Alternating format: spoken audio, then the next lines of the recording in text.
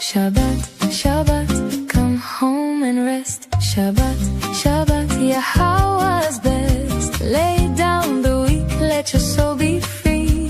Shabbat, Shabbat, come back to me. 6 days we work, then we bask. We leave the noise to hear Yah's voice. We listen, we learn, we struggle to know.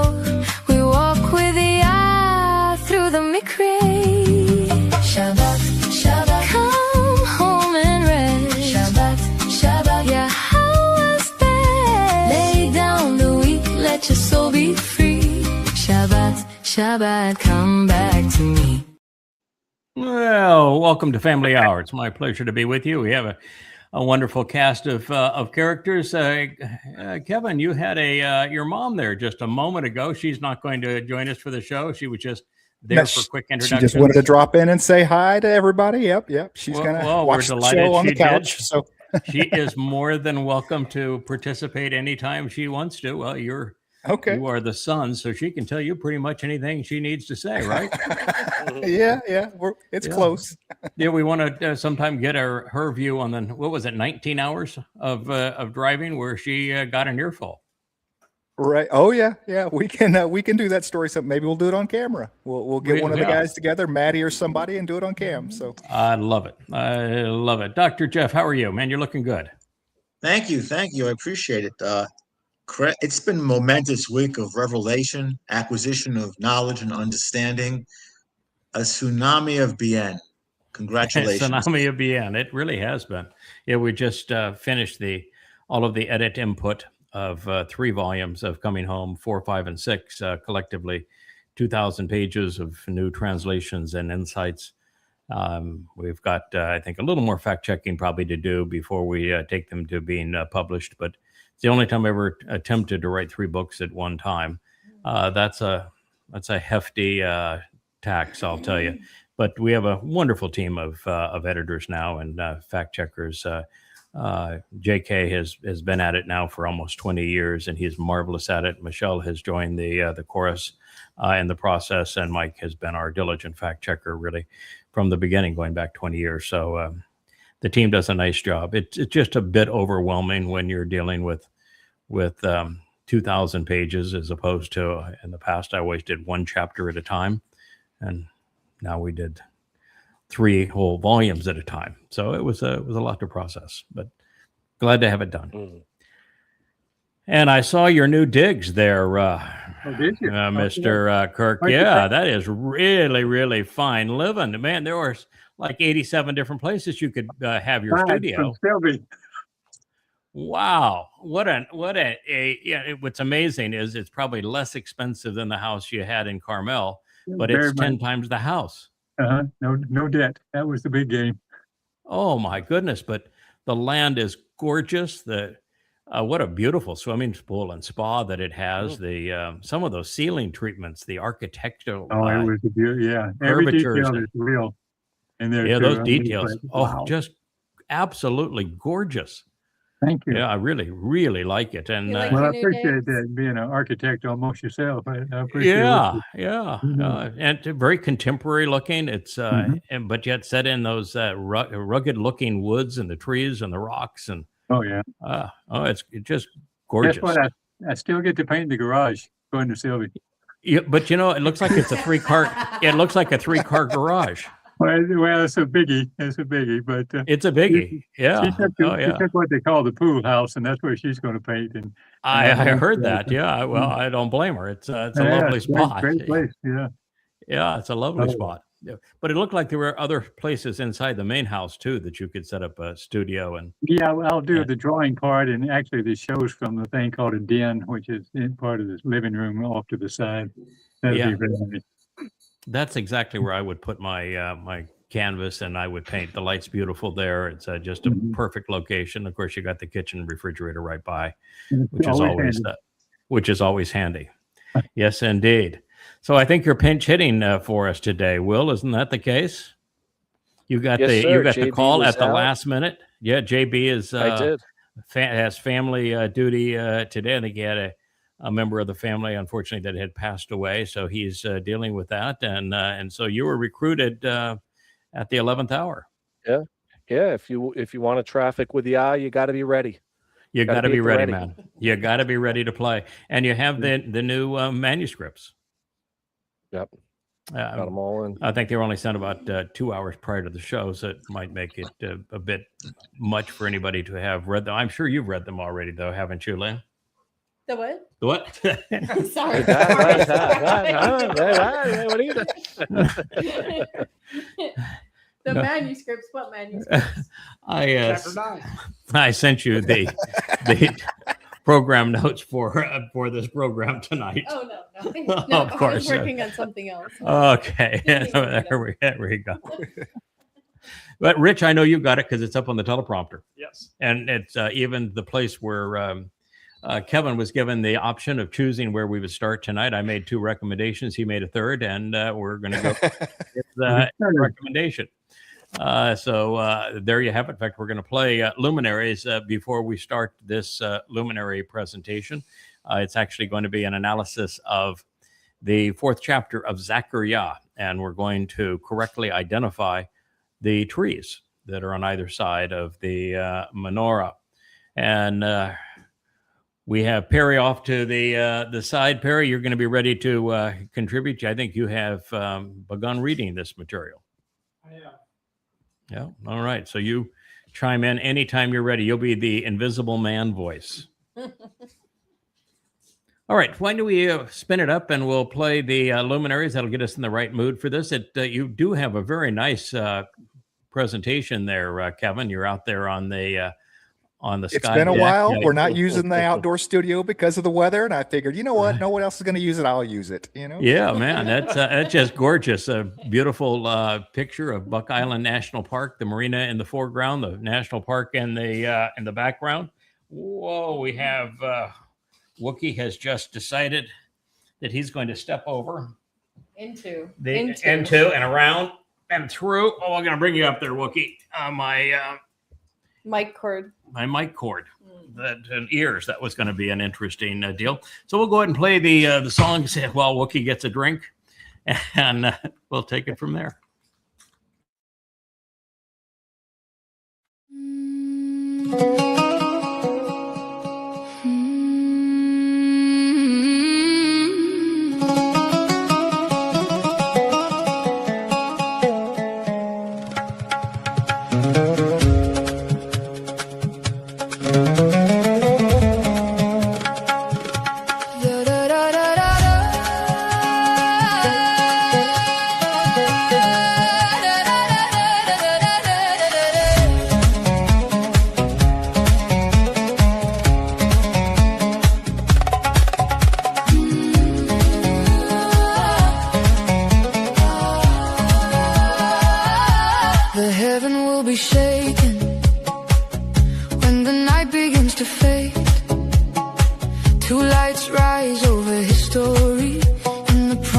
Yahowah made one to lead us out of Babel, one to call us by our name, guiding souls from lies and fog into covenant flame.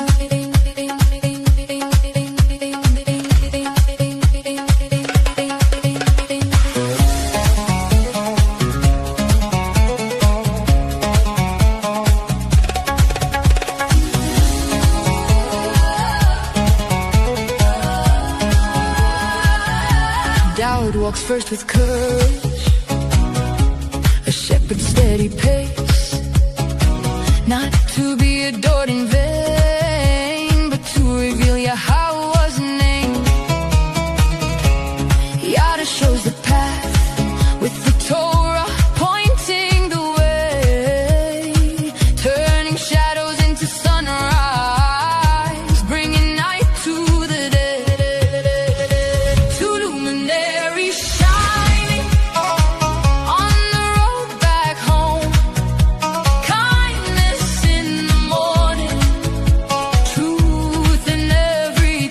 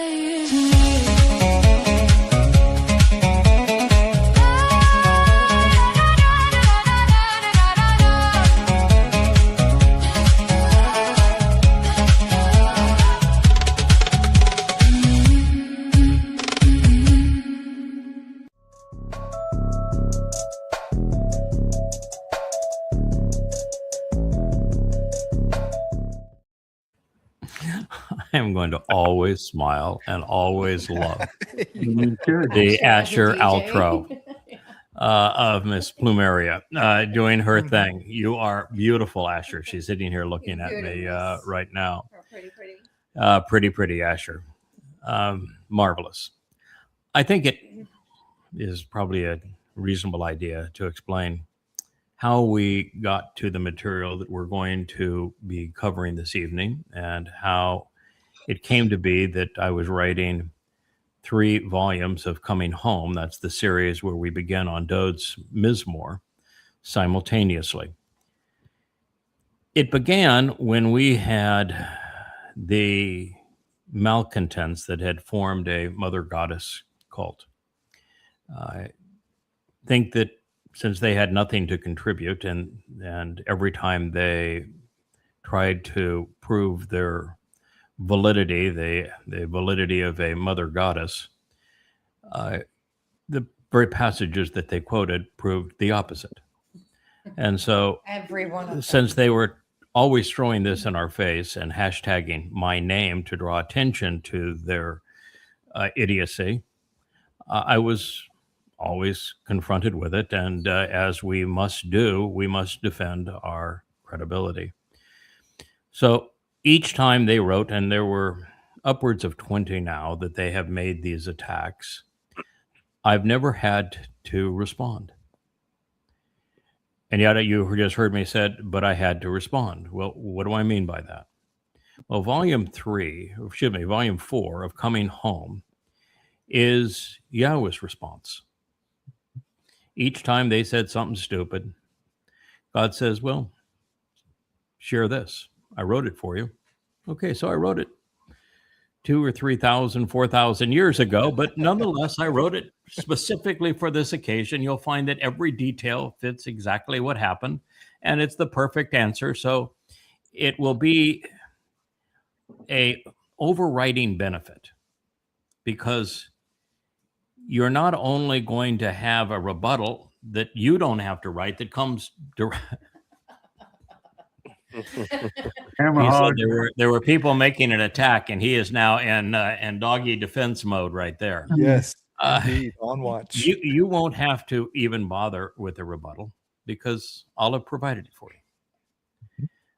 I realize it's God saying that that you trade on credibility. That's the business of being a witness. You have to be credible, and if I'm the one defending you, and you can recite prophecies that I have given to refute these claims thousands of years ago, that's about as credible gets.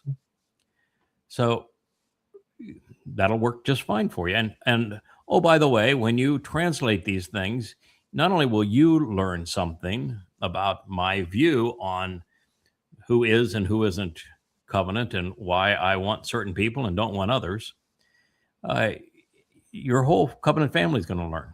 It's going to be a wonderful educational experience for everybody, even the Wookiee tale.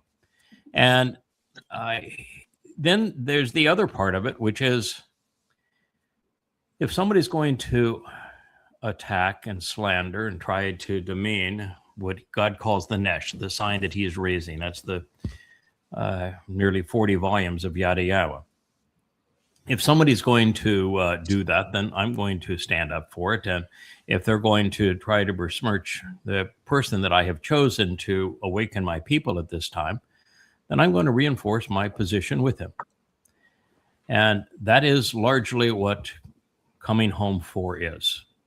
It's titled Bashar Herald, and it covers God's presentation of the person he chose to reveal his message to his people at this time.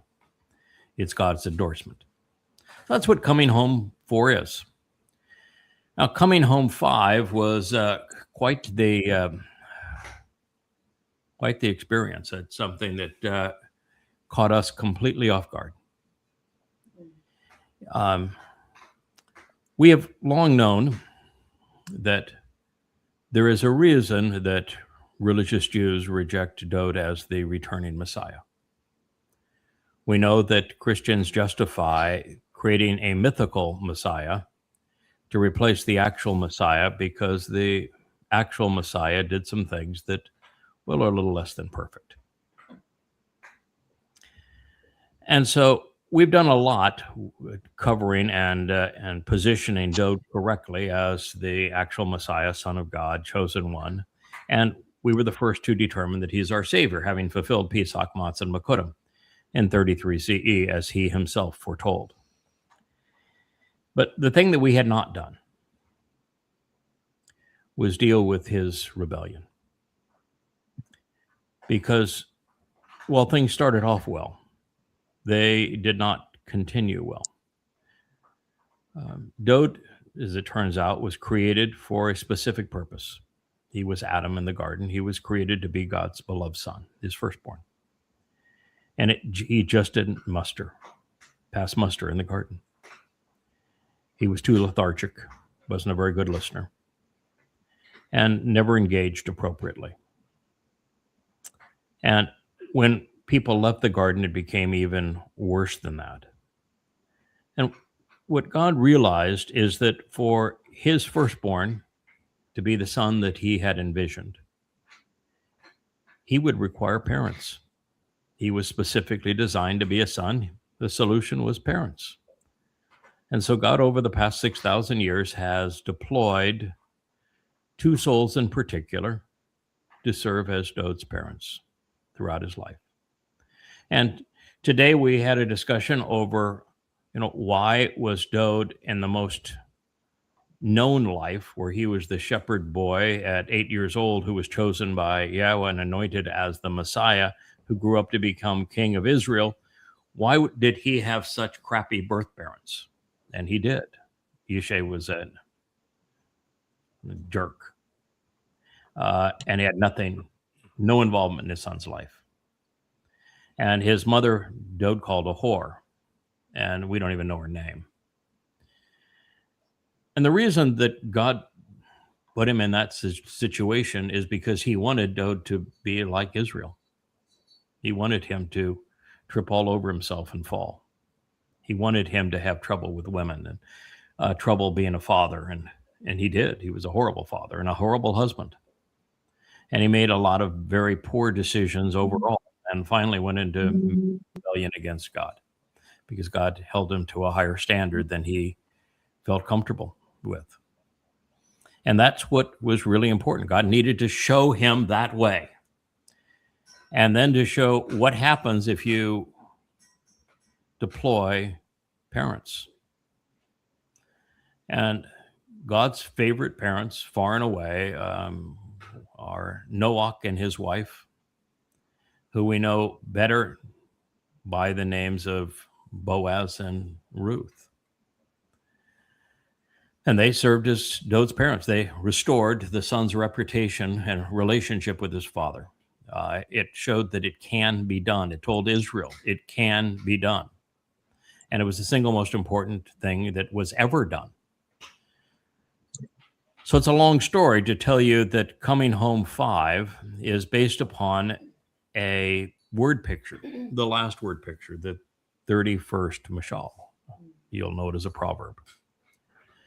And in it, you have a surrogate mother speaking to the Son of God, the King, in a way that no one had ever spoken to him before. Said, it's important that you know who you are. It's important that you understand the kind of son you are.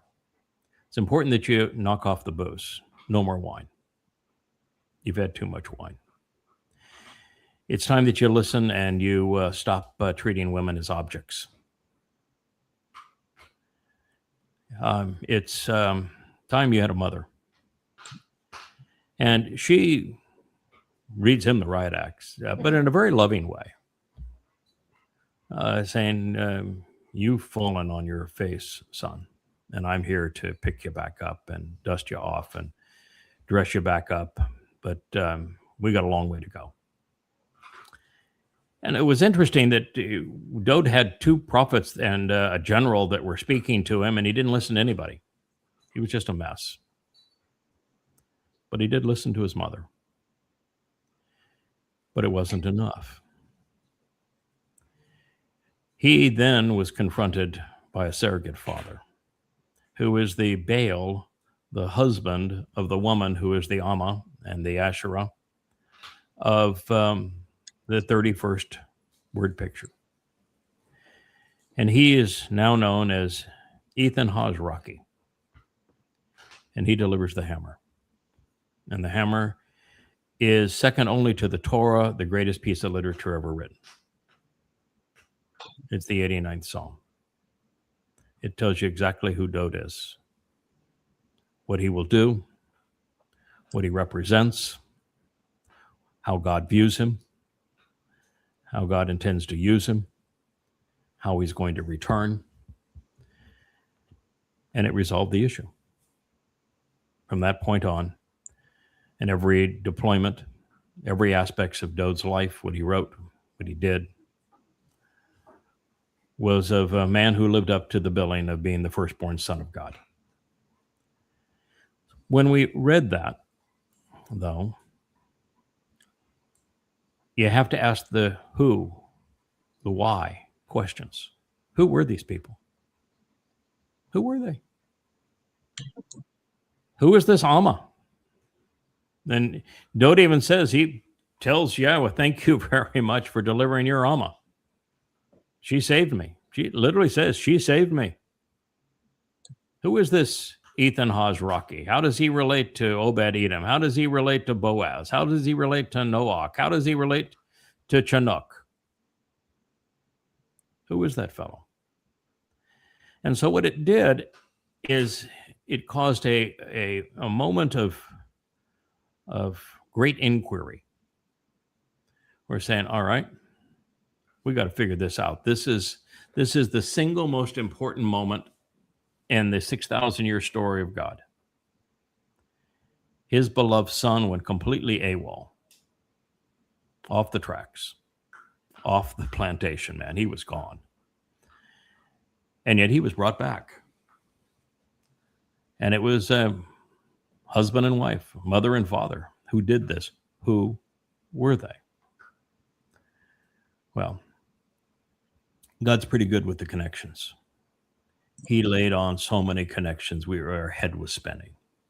Go ask Ruth. Ruth announces she's the Amma. Ruth announces to Boaz, we're going to deliver the kinsman redeemer. He's the kinsman redeemer.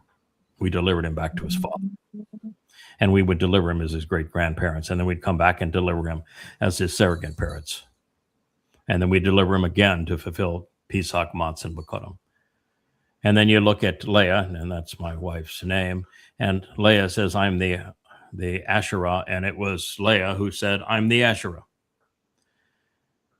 And so we began to say, so who are you and who am I? And that became volume 5. What is this word picture? Who are these people?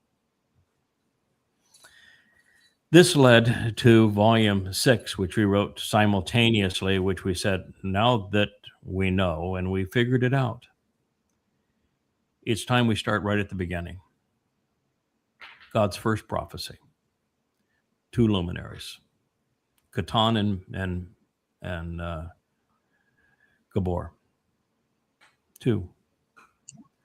And he says those are the 2 guys that are going to fulfill the Mowedym, which are the 7 meetings each year where you go from man's world to God's world. Dowd fulfilled the first 3. I'm responsible for the next 2, and we fulfill the last 2 together. And so we began there, and then that leads directly to the next iteration of these two fellows, because the 2 luminaries are men. They're not the sun and the moon. They're men. Mm-hmm. The sun and the moon don't fulfill the Mowedym. Men do. And you go from there to them being represented a second time in the second chapter now of the first book of the Torah, Bereshith, Genesis. And they're the 2 trees in the garden. They're the tree of lives because Dowd opened the door to life by fulfilling Pesach. And they are the tree of knowledge because the Choter is the Esau Diath. He's the tree of knowledge. And so God has depicted those two trees, and that's what we're going to be talking about here, those two trees. And they're presented in Zakar'yah 4. And then we just went all the way through. Who are these people? Because what we're able to deduce is that the only way that God was able to tell his story his way and get it to play out on his timeline in the way that he intended was to train and deploy souls that he trusted. And that's a big deal because God said very early on, I regret having created humans. He doesn't like people very much. He doesn't trust them at all. And so to find two souls that he says, I can trust them to raise my son, who's the third, and then there's two others. It's Moshe and Eliah, the other two. He found 5 souls. He says, I trust these souls. I'll redeploy these souls. They'll get it done. They're my finishers. They're my fixers. And God has used them in the most difficult situations for the same purpose, which is to cause Adam, who became Dowd, and then Shem, to serve as the intended firstborn of God so that God could have him at his right side. He could inherit the universe, and they could go off and explore and manage it together. And then to develop a covenant family for his son so that his son had covenant family members, brothers and sisters. And then to give humankind an opportunity to come back to the garden under the guidance and leadership of that covenant family. That's God's story. And he's deployed and redeployed the same souls to get that done. And that whole story is told in Coming Home, Volume 6. So we are really covering some cutting-edge material here. And the evidence for it is overwhelming. You know, one of the things that is so gratifying is that when you go into material like this, the first thing that you expect is that even if you can prove it based upon God's testimony, you don't expect people that you hardly know that are, reading your books, but and you're communicating with one another to agree, because it's really beyond anything anyone has ever conceived before. And yet, when I listen to those family presentations, it's done the same thing with everybody. It resonates and it says, yeah, it's the way it needs to be. Of course, God not going to let this all to chance. He's not playing dice here. And this is the natural way to get it done. And it's a beautiful story when you understand who the players are and how they have worked through time. Of course, it makes sense. So that's been pretty gratifying. So before we go into it, I'll just throw it out to everybody, give a chance to throw in your 2 cents and agree, disagree, add to it. We'll start with Miss Leah. You were the one who was so hot to trot with the 31st Mashal, which led to most of this. My discovery. What do you think? Well, my discovery of the 31st, I remember reading it and going, oh my.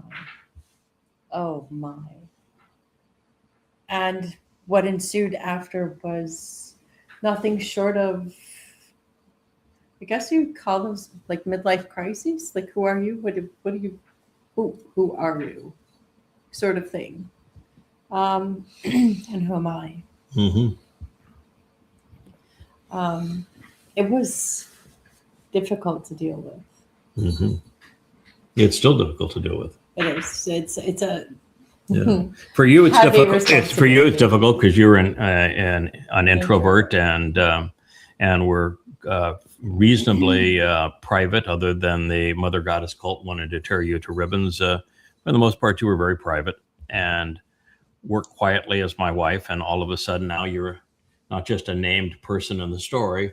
You're one of the 5 most important people in the story. Yeah.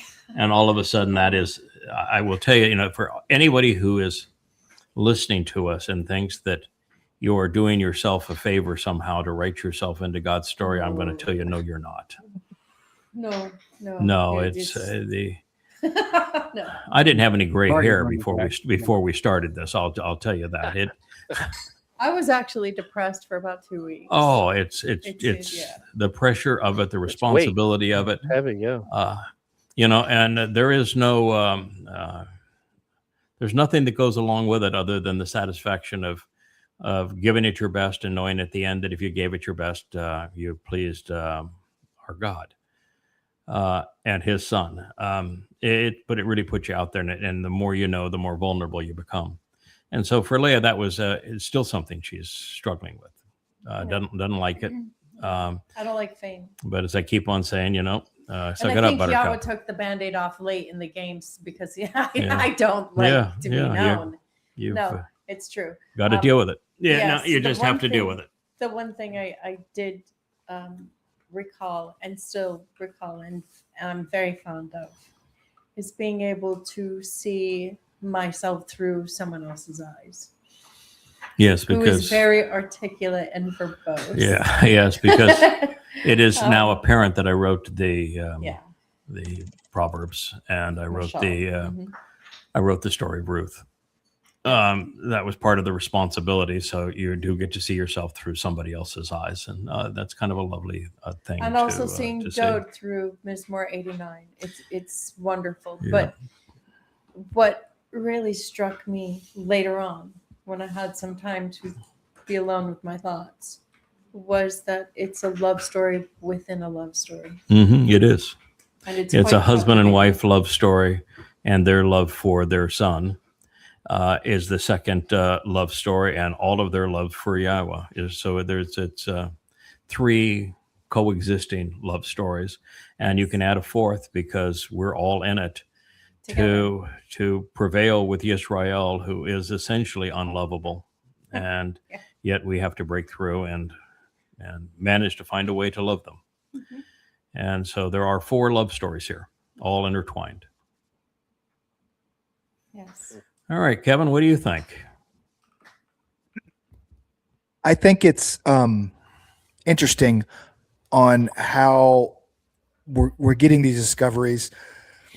A couple things. The first one was, you just get to a point to where you're settled in with being a Nakar, the Choter, and then the Adam of Parah, and then it just keeps. And you're like, okay, we're done now. Enough with the titles. Yeah, and right. Yeah, done. Good. Yeah, we had a quotient on titles. No more titles. Yeah. let's stop. And then it's just stop. recently in the last 2 weeks, it was just in Yahowah Tsunami. going through it again. It was the tsunami of pseudonyms. Yeah, I mean, it was yeah. over and over and Yeah, over. a symphony of Shems, as it turns out. Yeah, symphony. Yeah, literally a symphony of Shems. And you're going, oh my goodness. And it's so blatant and it's so overwhelming, and there is no other option. And so you're reading this and saying, but there's nobody else in human history that meets these criterion. And you hear God just waxing poetic, and it's just over the top, and particularly Yahowah. I mean, he's clearly got a bromance with this whole thing.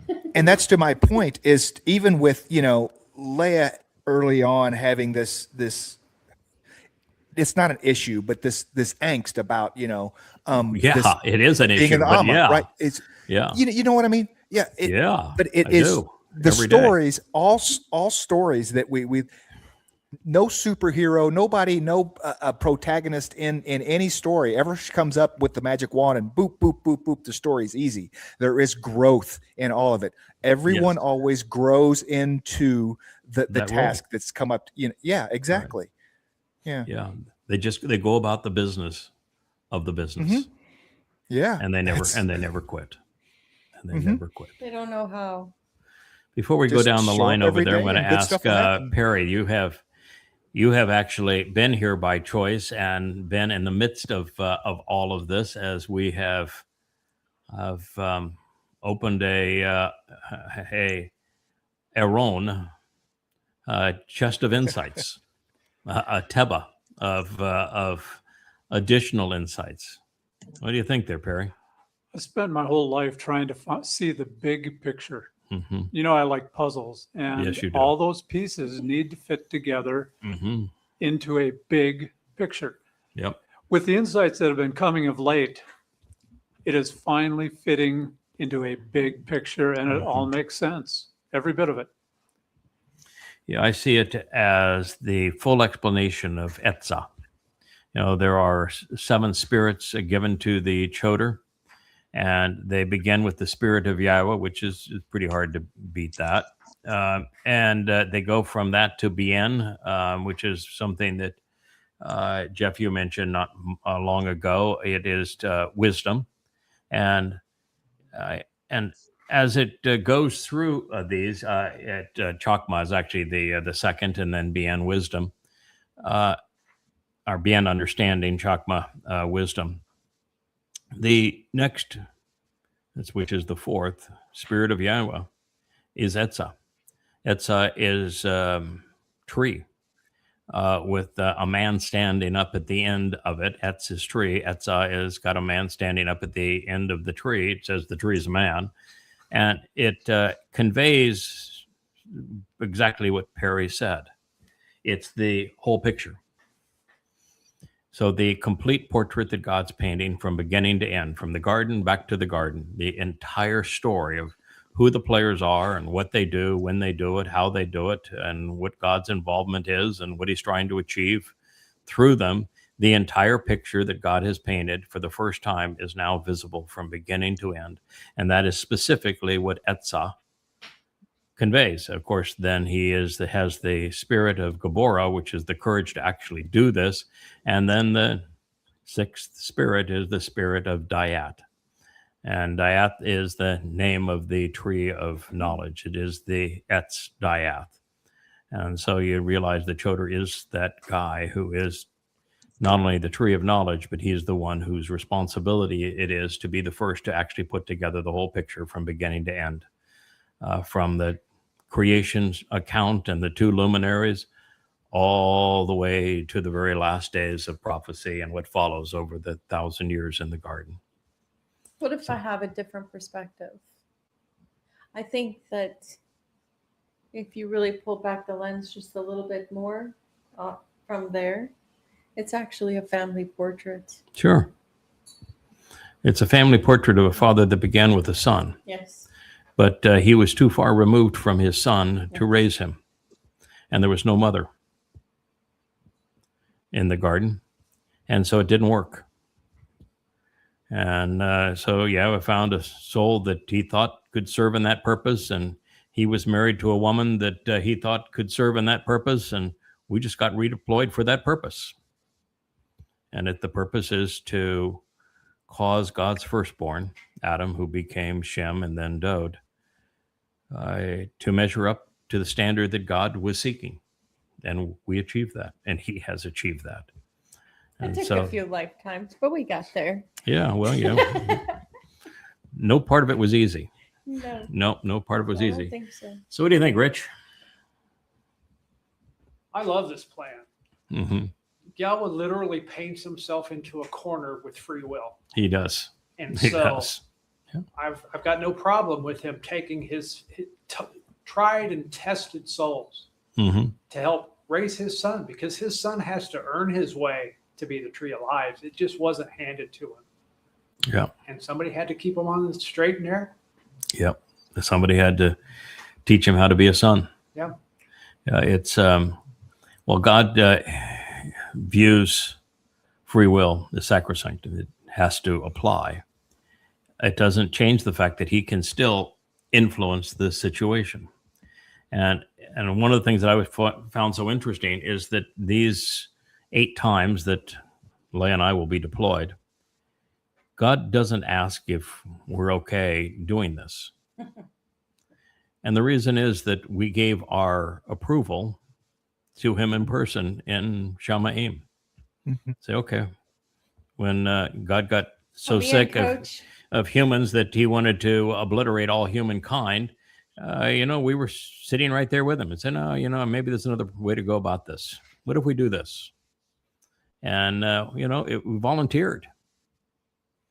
After the travesty of the woman that was raped to death and hacked into pieces and the Civil War and all the horrible things that happened in Israel, we said, okay, it's probably time to go back down. Let's let's be the model for this whole thing. We'll be Boaz and Ruth. We'll lay it all out. We'll be the model for what needs to be done, and we'll be the grandparents, the great grandparents of Dowd. And so I just think it happened by sitting beside him and him saying, he's pretty conversant on this kind of thing. When it's somebody that he likes being with, he'll say, what do you think? What's your opinion? What do you think we ought to do now? Yeah, you're one of these humans. How do we solve this human thing? And you can tell that God doesn't like being involved personally in this human thing. When the Israelites told him, we want you to go away. We don't want to ever see you again or hear from you again. What's the first thing God said? Perfect. Perfect. I'm good with Okay. that. I'm really good with that.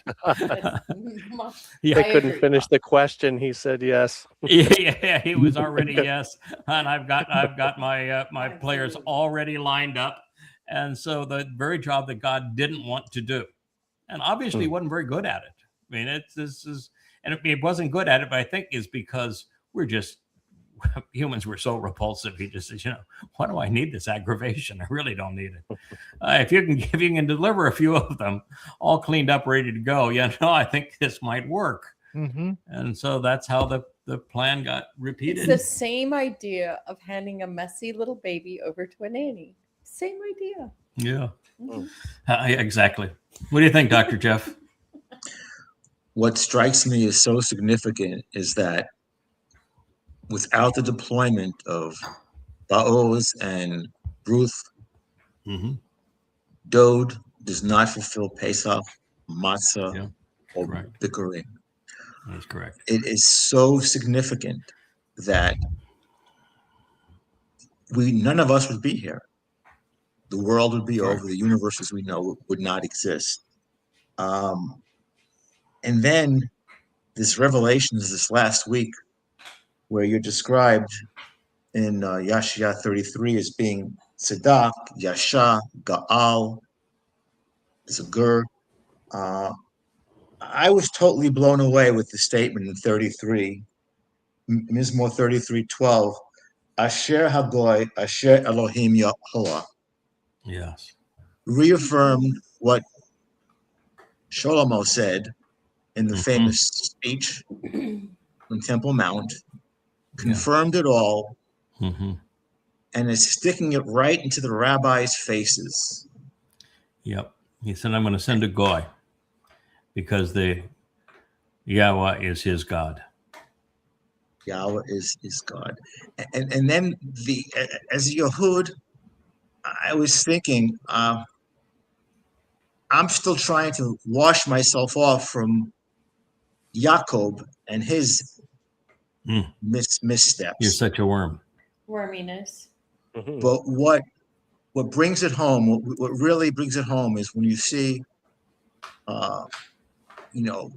where Boaz, Obed-Edom, okay, Edom, and then Moab, and then the Ivrit. We need to cross over. So Yehudim have to get over it.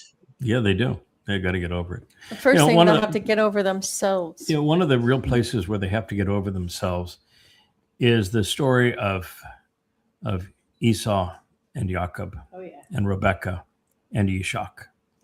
That is a horrible story. And that is absolutely repulsive. Jacob was conniving and deliberately conniving and duplicitous. Rebecca was a scum, which she did. Absolute scum. Completely and totally inappropriate. And Ishak was really no better than either of the two of them. And they lied. They pulled off a fraud. They lied some more. And Esau didn't do a damn thing to deserve any of this. And his only inappropriate thing is that he was a man's man. His father loved him. And he used to go off and hunt and bring back fresh meat for his father. And Father just loved it. They had a wonderful relationship. And, he came back, he was hungry one day, and, and he was sideswiped by his conniving brother. But he, they were where they were living. There were foreigners everywhere, and they weren't even Israel yet. They were Babylonians. And he married a couple of Hittite women, and that was the dominant civilization close to them. And he, those women aggravated Rebecca somehow. We're not told how. That was his only slip up. Otherwise, he was absolutely unequivocally the better of those two boys, and he was the one who deserved the birthright. It was stolen from him. And Yishak was an a-hole in the way that he handled it. And so this idea that Yahweh hated Esau, that doesn't come in that story. There's no indication of that at all in that story. That story is told in Genesis. That story is thousands of years away from when you actually hear Yahweh's assessment, and Yahweh's assessment isn't of the individual. When you open the opening chapter of Malachi, which was written 447 BCE, what you read is God giving an assessment. He is telling Israel, there was once upon a time I loved you. And then you hear Israel respond, well, yeah, how did you love us? Look at all the hell we've gone through. How did you love us? And he says, I loved Jacob, and I didn't. I had resentment issues with Esau. And you say, so does that have anything to do with the Jacob that was such a worm? No. That have anything to do with the Esau that had birthright stolen? No. What it had to do with is what came as a result of both of them. Israel and the affirmation of the covenant. And those who would oppose Israel. And that's what he's talking about there. And he then says to the Israelites, and through Malachi, the last of the prophets, that was then. This is now. You call me a Lord, and yet you show me no respect. If I am to be a father, why am I not loved? He's telling them, you are the ones I should have hated for your behavior. I'm not going to tell you is there anything I've got against Esau now. And I think that's the reason why God rubs it in. When the Aaron Bereth couldn't be successfully moved to Jerusalem, and a nice Jewish boy decided that he was going to intervene, and God had to kill him, and then Dowd had a conniption fit, didn't understand the metaphor. And from that point on, Dowd was never worth a damn, at least until the intervention of his mother and father. He just went further and further down. And so you've got the guy that actually resolves the issue. His name is Mow'edym, which is a descendant of Esau. And he's the one that successfully relocates the Ark of the Covenant. And what God makes it clear is this Mow'edym, which is the one who does the work from Edom, and the one who serves Adam, the one who serves man. God makes it really clear that he really, really loves this man and his family. He says, I wanted to emphasize this so that everyone would get the picture. This man from Edom, God loved. And that's why the Ark of the Covenant stayed not someplace protected, in his home. It wasn't in a tent someplace. It was in his home. And God said, I loved it there. And then you find that in Isaiah 53, which is where this Coming Home Volume 4 will lead to 63, you'll find that the man who saves many, the ultimate savior of the remnant of Israel, is a fellow called the man from Edom, a man who comes from Edom. So I think God's painting a picture here that's pretty clear, that he's going to restore this fractured family by restoring the birthright of Esau. And it's going to take some humble pie by Jacob. Yes. That is why it's being served up that way. That's why when the Jewish boy, which God then renamed as a girl, interfered with his plans, and he decided he was going to hang out with Obed-Edom there for a while. And then God says through his great prophet Isaiah that it's through Obed-Edom and the man from Edom that I'm going to save many. All who are saved in the end are saved through him. Boy, that's God saying, we're coming full circle. I'm going to restore my family by telling my people, why did you call me Lord and give me no respect? Why did you not love me as a father? That is how we're going to resolve this whole thing. So I just think that is a beautiful aspect of this picture. It's amazing, and it's just it just warms me all over to just know that you're going to play the role and you're going to get into this. I know is Shaphat with the Shabbat at your disposal, the heavenly host.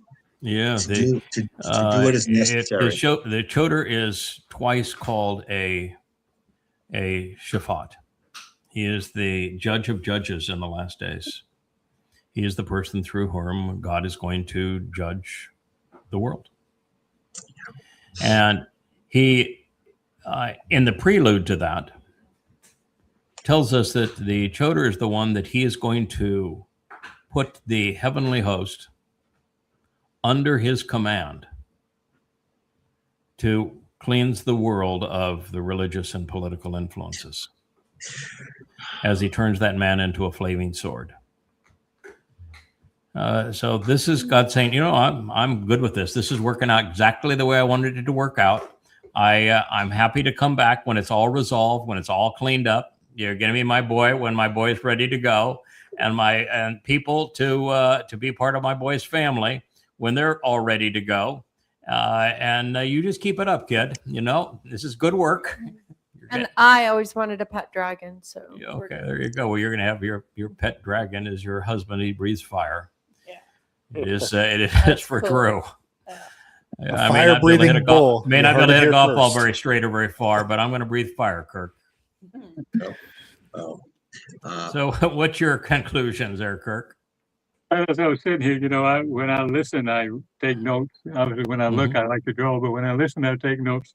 And I wrote a couple of things down about what we started out with. Go where the words lead. Yeah, we did. We agreed that if they totally make sense and it's logical, that we would go there and continue to say that, repeat that and write that. If it's supported by facts. And in 20 years, I've done that and been rejected by just about everybody. For sharing it. Except Yahowah and the Covenant Family.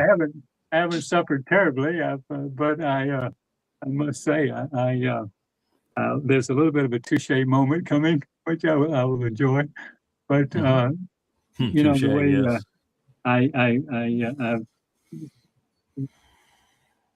I figured one more year we'll do this, and then we'll do the big show, and hopefully I get the big show some way there.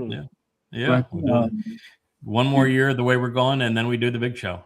So the answer to your question is every time all these things, even though they're coming out to rapid fire and just on and on and on and exponentially increasing, I go, it doesn't seem to bother me. I thought it would. It only bothered me in the context before is that I was sharing so much with people that were just dead in the head and wouldn't want to listen anyway, that I couldn't figure out how here are the facts, here's what it says. This is on and on and on. And you just feel like you're hitting the wall to the point that you want to quit talking to anybody. Just so I understand what y'all. But that's it. It's not our responsibility to talk anybody into anything. I know. It's just our responsibility to hold people accountable and then to tell the truths to those who are willing to listen. Yeah, well, have the opportunity. One of the things before we get to you, Will, the thing that strikes me that's the most important is something that Perry kept on bringing up today, which is we're going to begin this program or transition in this program into Zakar'yah 4, which is the 2 trees. But the most powerful chapter of Zakar'yah is actually the 12th chapter. And in the 12th chapter of Zakar'yah, you also find this blazing torch and this flaming sword that God is going to empower on these days. And what you read there leads into the story of the 62nd and 63rd chapters of Isaiah, which culminates in the man from Edom saving many. And what it says is that there are compatriots of this learned bull that are also lovers of Yahudah that are side by side. It's a team and everybody's engaged. And he says in the midst of that there are watchmen on the wall, plural. And they're all very observant, those that are on the wall. And then he doubles down on this group of individuals who are supportive of and working with this learned and outspoken bull, that their task is to keep it going, to never relent. Day and night, 7 days a week, 1,250 days, never let up. Go. 24/7 live stream. 24/7, every day, go. This is what, this is the final 3.5 years. It's the last push. Don't relent. You got a lot of time to vacation afterwards. Don't relent. And it's clearly a team. And so when we made the move to go from me writing, me talking, everybody else listening to, we now have a family page, and everybody is coming out and is now contributing their voices and doing shows and talking, and those programs are magnificent. They are really heartwarming. They're intelligent. They're contributory, and what we learned is that God's not interested in somebody who's just a listener. Listening is exceedingly important. Learning is exceedingly important. Responding is even more important. Responding is essential, and contributing. So that is something we learned in it. So that means that this voyage down this path, which has added so many more responsibilities, didn't just include me. Welcome to the family. We're going to drag you along. So now, Will, it's your turn there, pal. Yeah. It's interesting. When we were introduced to this concept of reinsertion, I was, I don't want to say I was reluctant that initially, but I had to wrap my head around it. And then it just struck me as something, it has to be this way. And it really is profound. I mean, you think about it. On one side of the ledger, you have man. There's billions of them. He has resources and he has free will. Over here on this side of the ledger, you have Yahweh with a small family. And he is able to overcome all the machinations and malfeasance of religious and political people by the billions with a small family who will respond to him, who will observe his testimony. It is remarkable the power packed in just a handful of responders and a remnant. And their family. You know what I mean? And one of there's a couple of things that are really important about that. One of them is that God gets what he wants. When God says, I regret creating humans, he does not like humans. We're awful. I mean, humanity is really terrible. Yeah, And Yahweh they're and I just share that. flat out evil. And so what God wants is a family, and families are small. And so instead of millions and billions, he wants a family. You know, it's going to be hundreds of covenant members, and then ultimately a few thousand in the remnant. It's a tiny fraction of humanity. It's far less than 1 in a million. Tiny fraction. And that's exactly as he wants it, because he knows when we become many, we become bad. And so it's a family. And think about what it says about Yahweh in this 6,000-year commitment to you, Leah, Dowd. I mean, let's be honest, all the bullshit nonsense he's had to put up with over and over, but he hangs in there. And I don't know where else you can look in the Torah and sort of scrape that about Yahweh's personality. But when you understand reinsertion and how incredibly committed he is to this family, I mean, he's going to go to the mat for the family. I think that that concept of reinsertion points to that so strongly as just another thing about Yahweh's character and who he is. And the thing about reinsertion too is it is so elegant and so simple. Really, it's just incredibly simple. And the thing that you have to get beyond to understand how simple Can we just call it reconstitution, please? Yeah, is that because reconstitution is really not what it is. Because the moment you focus on the physical body, you've lost it. And so Christianity with its bodily resurrection, Islam with its bodily resurrection, Judaism with its body resurrection, there's not a single religious person that's able to understand this, because they think it's their body that is going to be resurrected and live in the heavens. And they have no concept of dimensionality, and that it's our bodies that are the liability, and our bodies have the overall worth of about 3 shekels. Yeah. I mean, there's not 3 shekels worth of minerals or worth in our bodies. They're just useless, and they're limiting, and they keep us on this planet so that we can't even go explore the universe, and we can't be eternal. We can't be empowered. We can't be enriched in these bodies. So the body is the thing that you've got to get beyond. And you see that body is something God can create a human body using DNA or insert a soul into the womb of a woman, which he did with Sarah, and even talked about it. He says, this is my greatest miracle. Me choosing how I'm going to insert a soul where and when of my choosing. That is my greatest miracle. Yeah. And he's on record saying that's what he does. And for him to take a soul, which is an entity that exists in dimensions beyond the 3 we perceive. That's why science can never quantify a soul. They can't measure it. They have no definition for it. They know that no instrumentation that will human, calibrate it. that animal consciousness, of which man is an animal, consciousness gives us the ability to observe and respond to our environment, which plants do not have. And they know that the moment the soul is gone, that consciousness is gone, life is gone.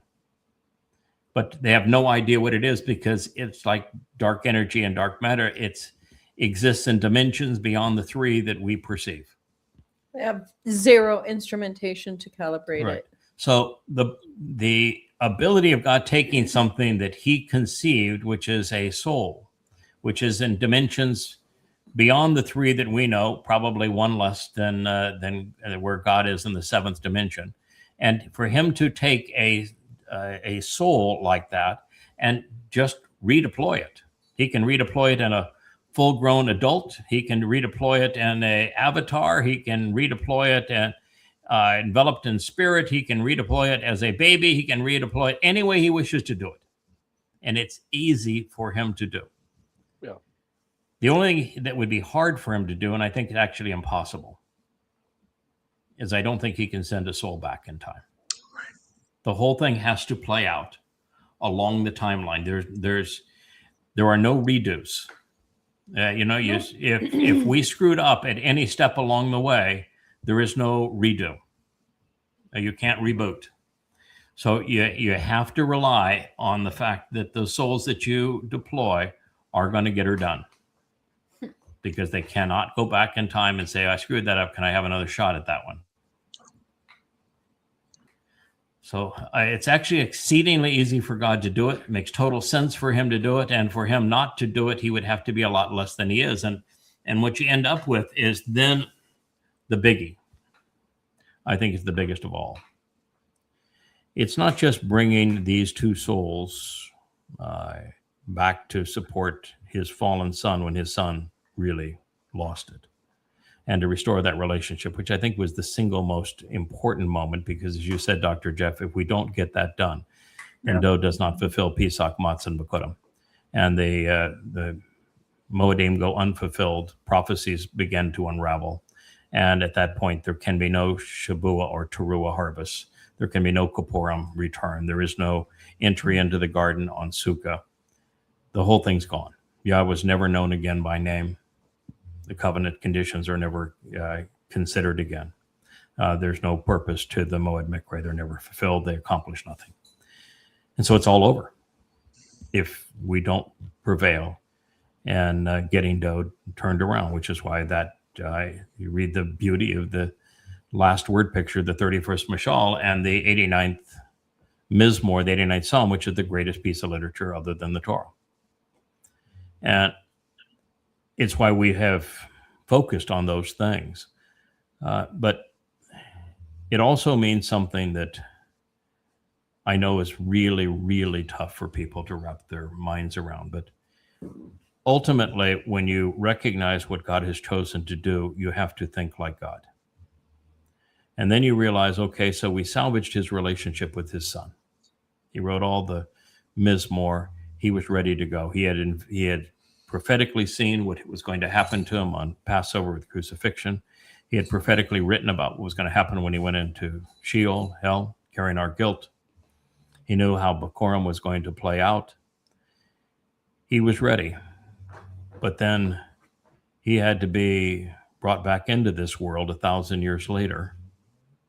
And he doesn't do well on his own. He's not equipped to do well on his own. It's not his purpose to do well on his own. He has to be parented.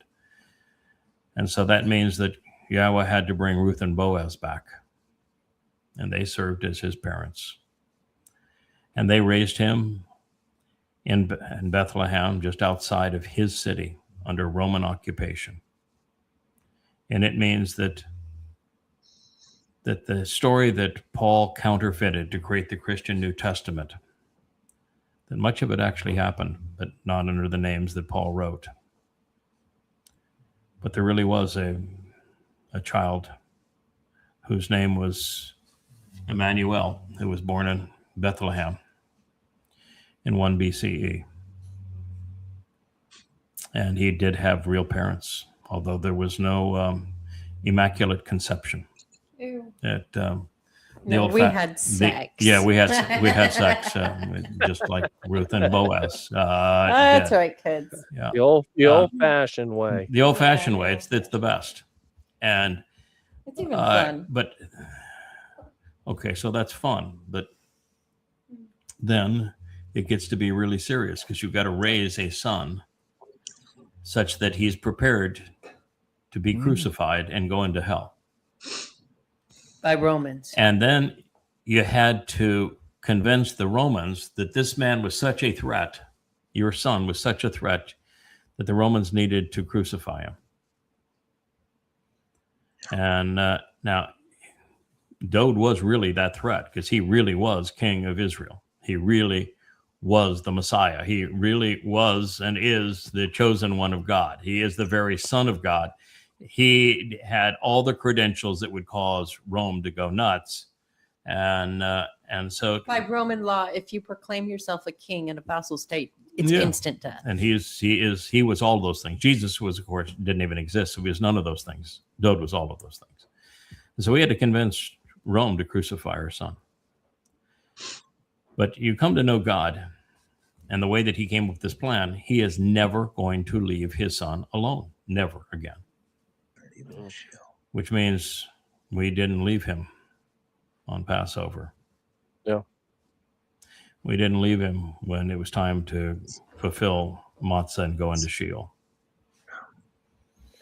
One last thing I was going to say, Yada, is just I touched on it a little bit, but how powerful and effective the father, mother, or the family model, mother, father, daughter, son, what have you, and how it that plan sits so central to Yahweh's plan, and just how effective that unit can be. It's actually, Yada, changed my paradigm with Jake and the impact that I can have on him as a father, because, well, it's not a perfect comparison with you and Dowd, but the point is you had a tremendous impact on him, and were able to take him from going this way and just a course correction. Well, in a much, much smaller way, I can do that with Jake. I can say, hey, Jake, listen, buddy, this isn't working out for you. We got to do this differently. And but that model is meant to be effective and work, and it does. And it worked on the biggest stage imaginable. Yes. Exactly, and still give him the freedom to fail. Yep.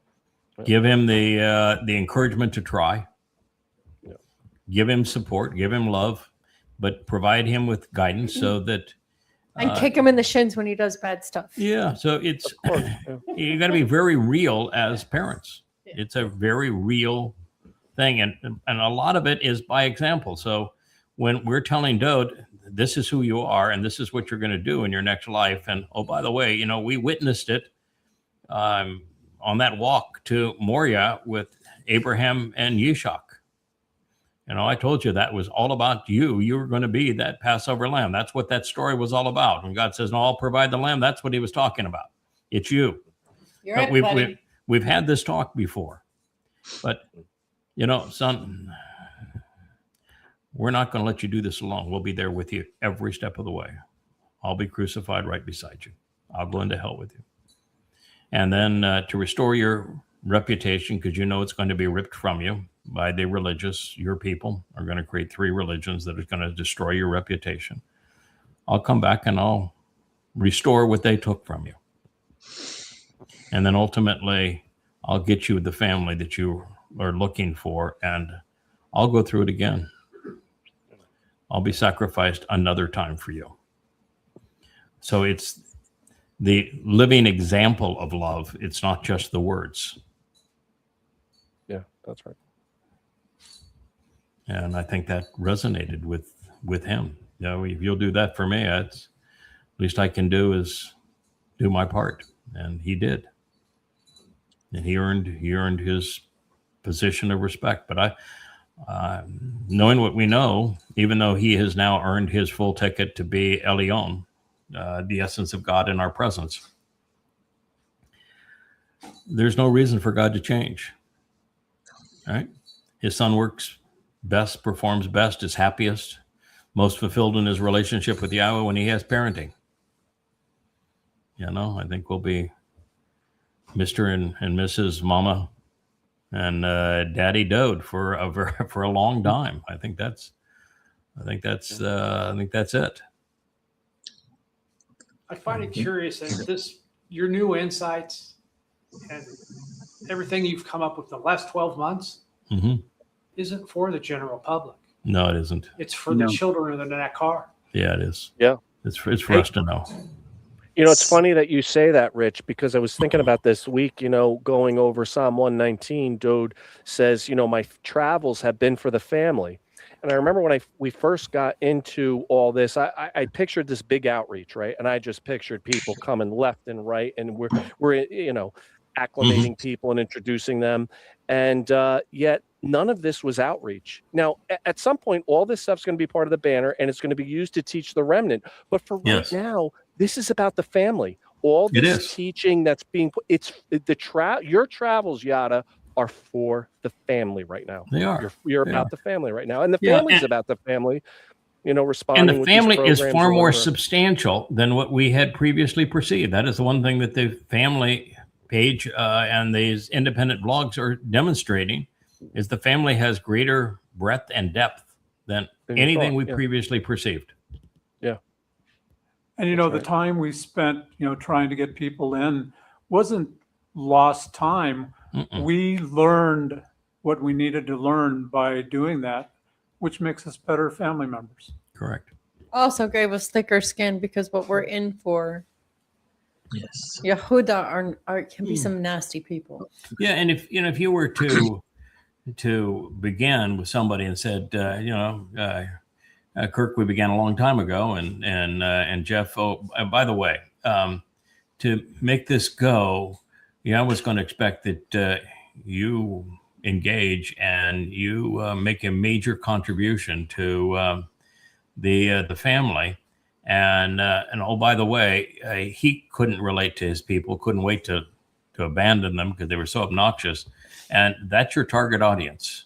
Good luck with it. No one has ever been successful with them. So step right up. That's your target audience. How would you have said, "Oh yeah, that sounds like really a lot of fun"? Sign me up for that.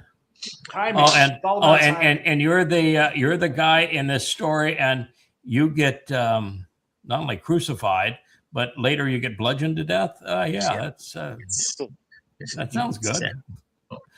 Write me into that story. Yeah, I tell you, Craig. Sacrifice twice, the Adam of Parah. Mm-hmm. Yeah. I've got to tell you that in this last week and two, as the voice of Yah, you have been on fire, and you've manifested characteristics of Dowd in terms of his courage, audacity, and boldness. Elia in terms of his sarcasm and his just wit.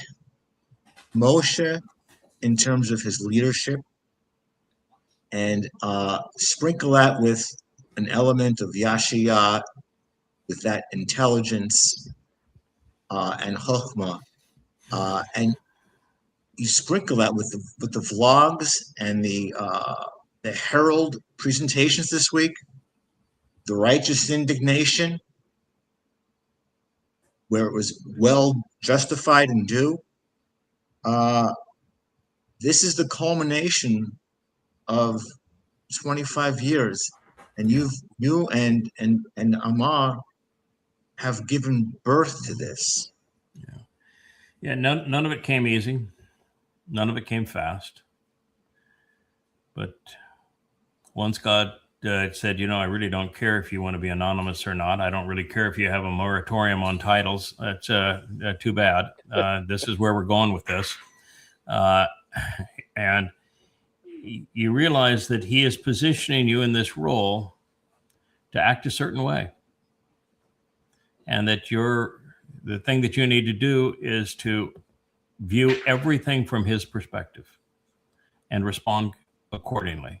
How would he respond if he's hearing one of those vomiting women besmirch his people, or that has the fakest Indian flag and saying this is what it represents? How would he respond to that?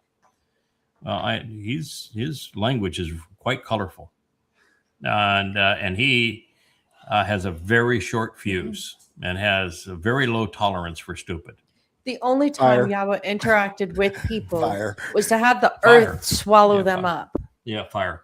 The difference is that at the moment I'm allowed to use my words, but emotions and intellect, but words. And there will be a time when we will also spew the same end result that God views is the appropriate response, is just to incinerate the trash.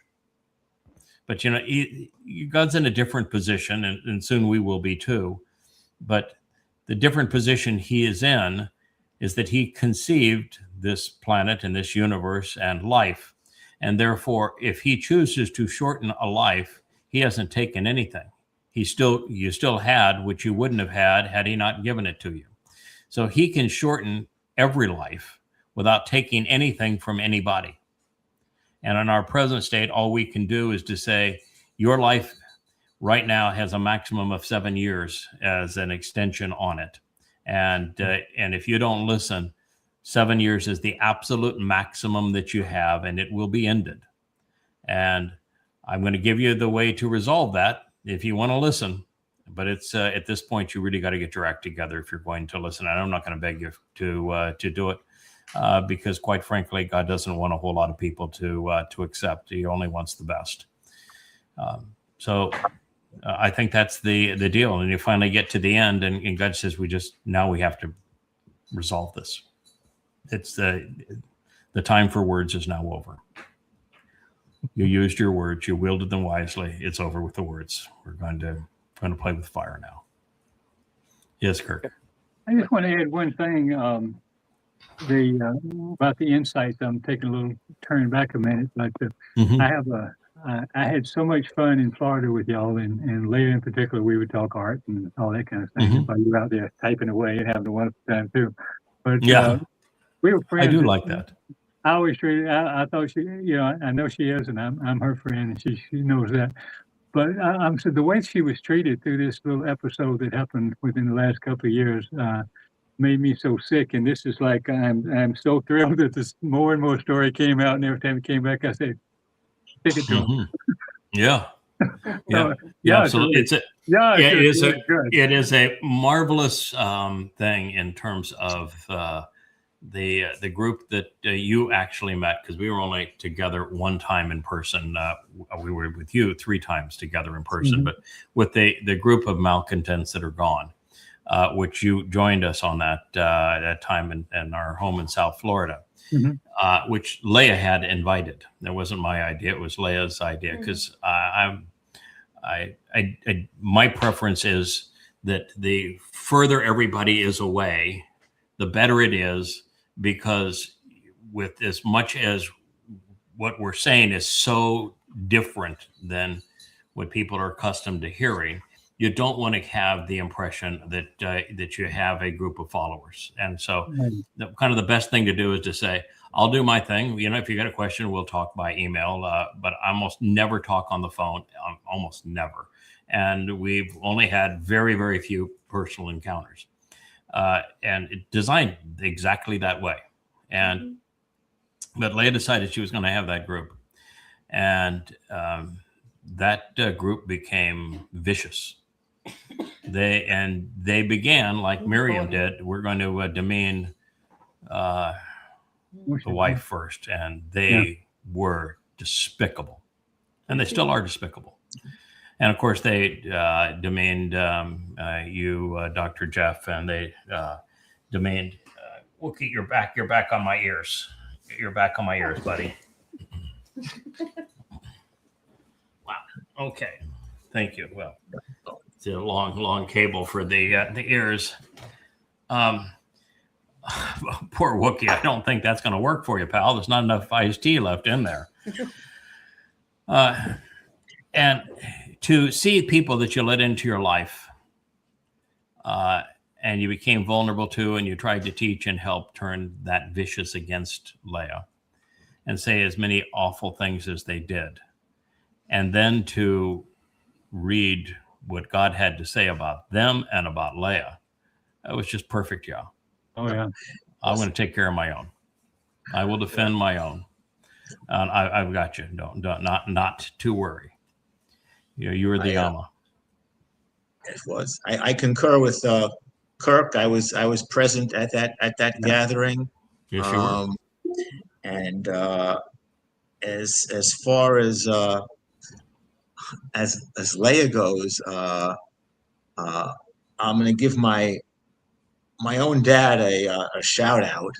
He was prescient because he met Leah, and after his initial meeting with Leah, he basically said, "Listen to Leah," and he's been saying it ever since.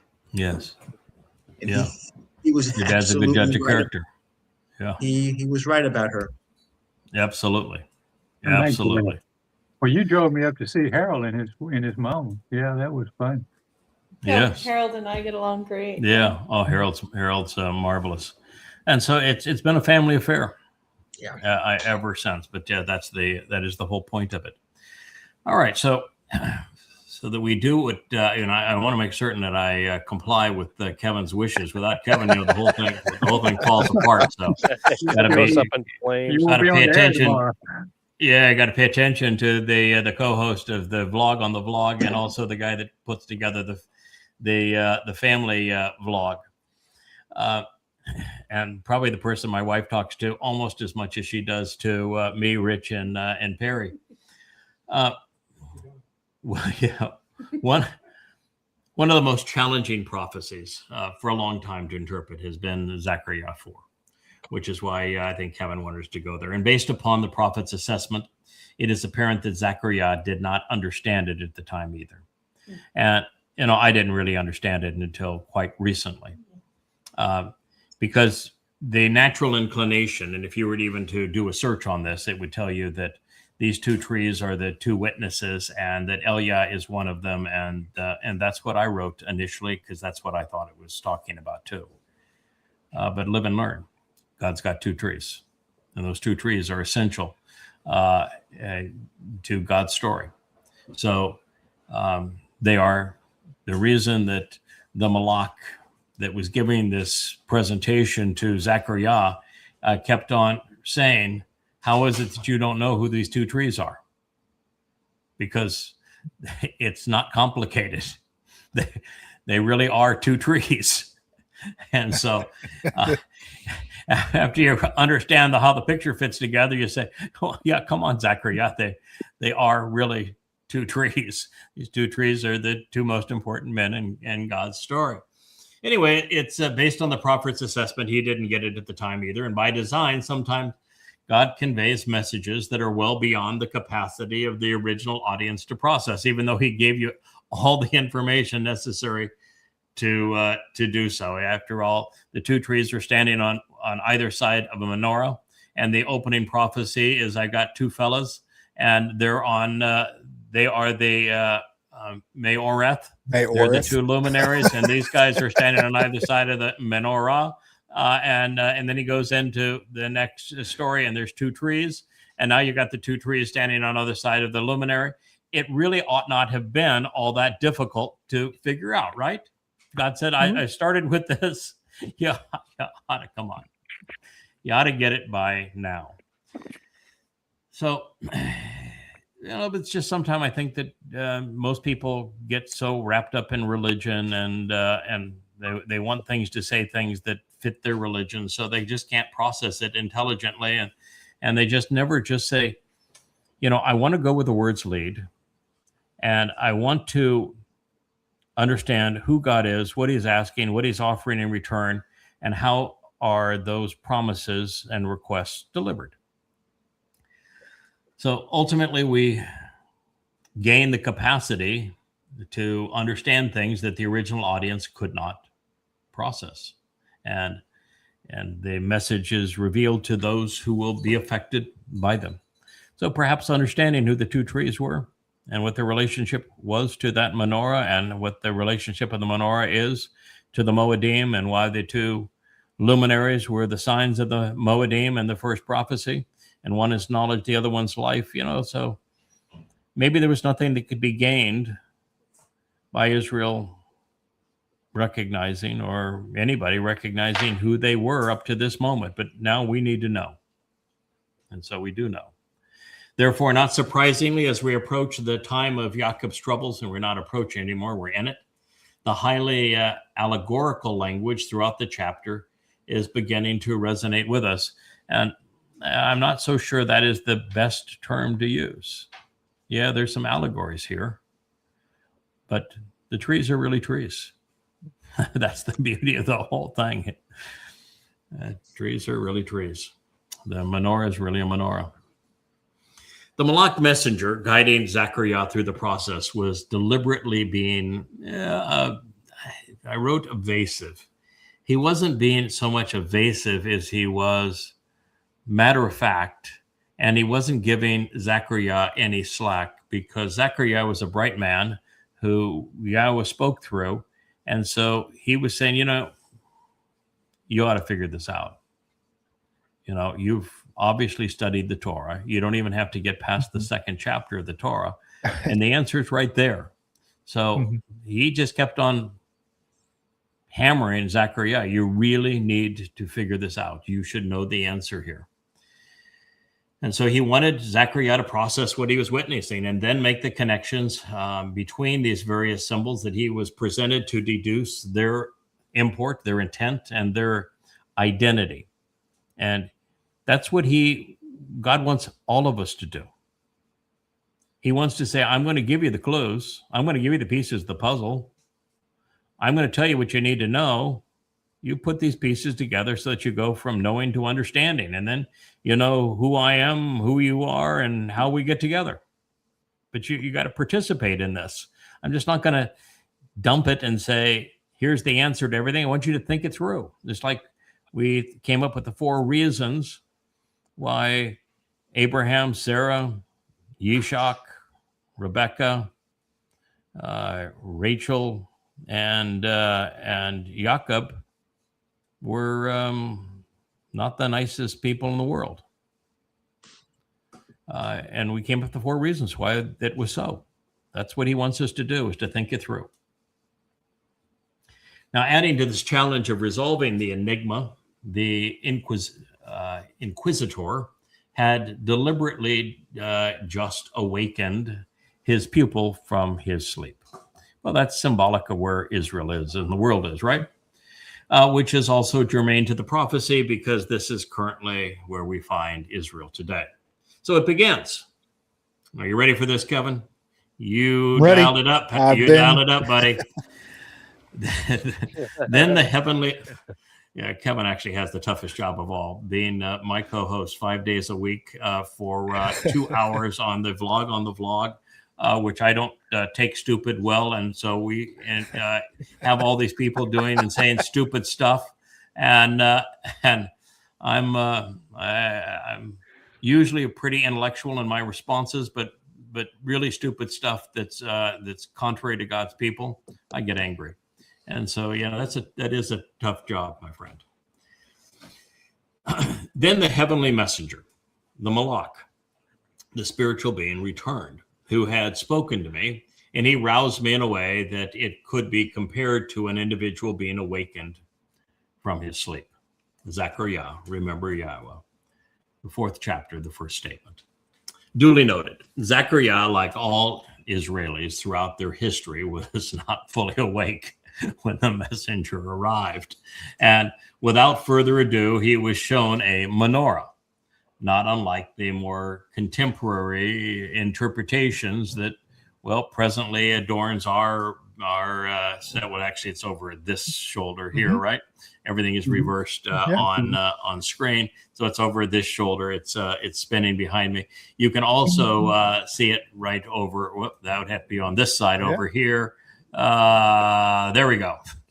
There's there we go. There the menorah. The reason that's so difficult is that it's I'm looking at a screen that actually projects everything the opposite of the way that I see it. I should be better at this. I've done 1,000 hours of it now, so I actually should be better at it. But you're learning on the job. I thought I was signing up to be a writer. I'll give you some pointers later on. Okay, thank you. Give you some pointers later on. Yeah, I appreciate that. Oh my goodness. So Wookie just laid down on the keyboard of the teleprompter to take us down multiple pages. Thank you very much, Wookie. So here we are. We now know what specifically is being shown to him. And so here you have the menorah, and then he says, and he asked me, what do you see? Isn't that what we all should ponder? I'm constantly telling the fellas here in Leah as we meet for, we have 2 meals a day here, a breakfast and a lunch. And every time we sit down, I'm saying, these are the questions I'm trying to resolve now. For me, it's always want to know why. What's the reason why this is happening? Why was it done this way? Why was the story told this way? And even in the details of the story, what's the reason for them being this way? So he asked him, what do you see? That's the right question. What do you see? I replied using the perception of sight. And he said, behold, I see a menorah, and it's comprised entirely of gold. Now, he saw a menorah. You think the fact that it was gold mattered? Other than that color is kind of the color of flames of fire. So God's trying to say, I'm trying to convey this illumination to you. It's a very warm color. It's something highly valued by men. Maybe there's a few metaphors of that nature, but the answer would have been quite simple. I see a menorah. Right? Mm-hmm. Because what is God's logo? Menorah. Manowrah. That is God's logo. That is God's brand. It is the menorah. So here he was looking at God's symbol, God's brand, the menorah. It was being revealed first and foremost above everything else. That's God's first and foremost symbol. There you go. You want to know how you are Right at the to top. brand yourself when you're speaking for Yah. When we had the malcontents go off and do their thing, we had branded everything under a lion, as in the Lion of Judah.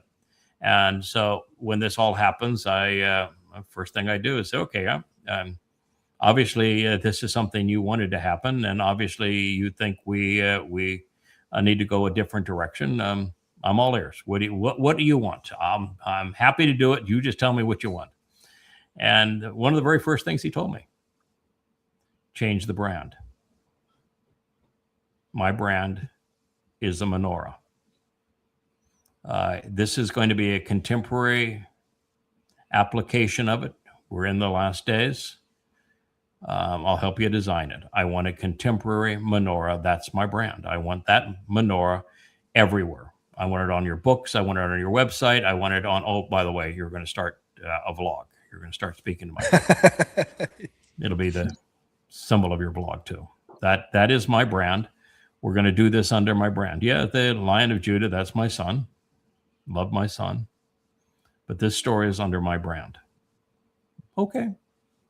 That works. I remember that trying to create it, and I told everybody, this is what I want. And everybody said, well, but let's, no. I said, no, this is what I want. No, I want to try to do it. And no, this is what I want. I saw it in my mind's eye. He showed me exactly what he wanted. It's okay. That's what we're going to go do.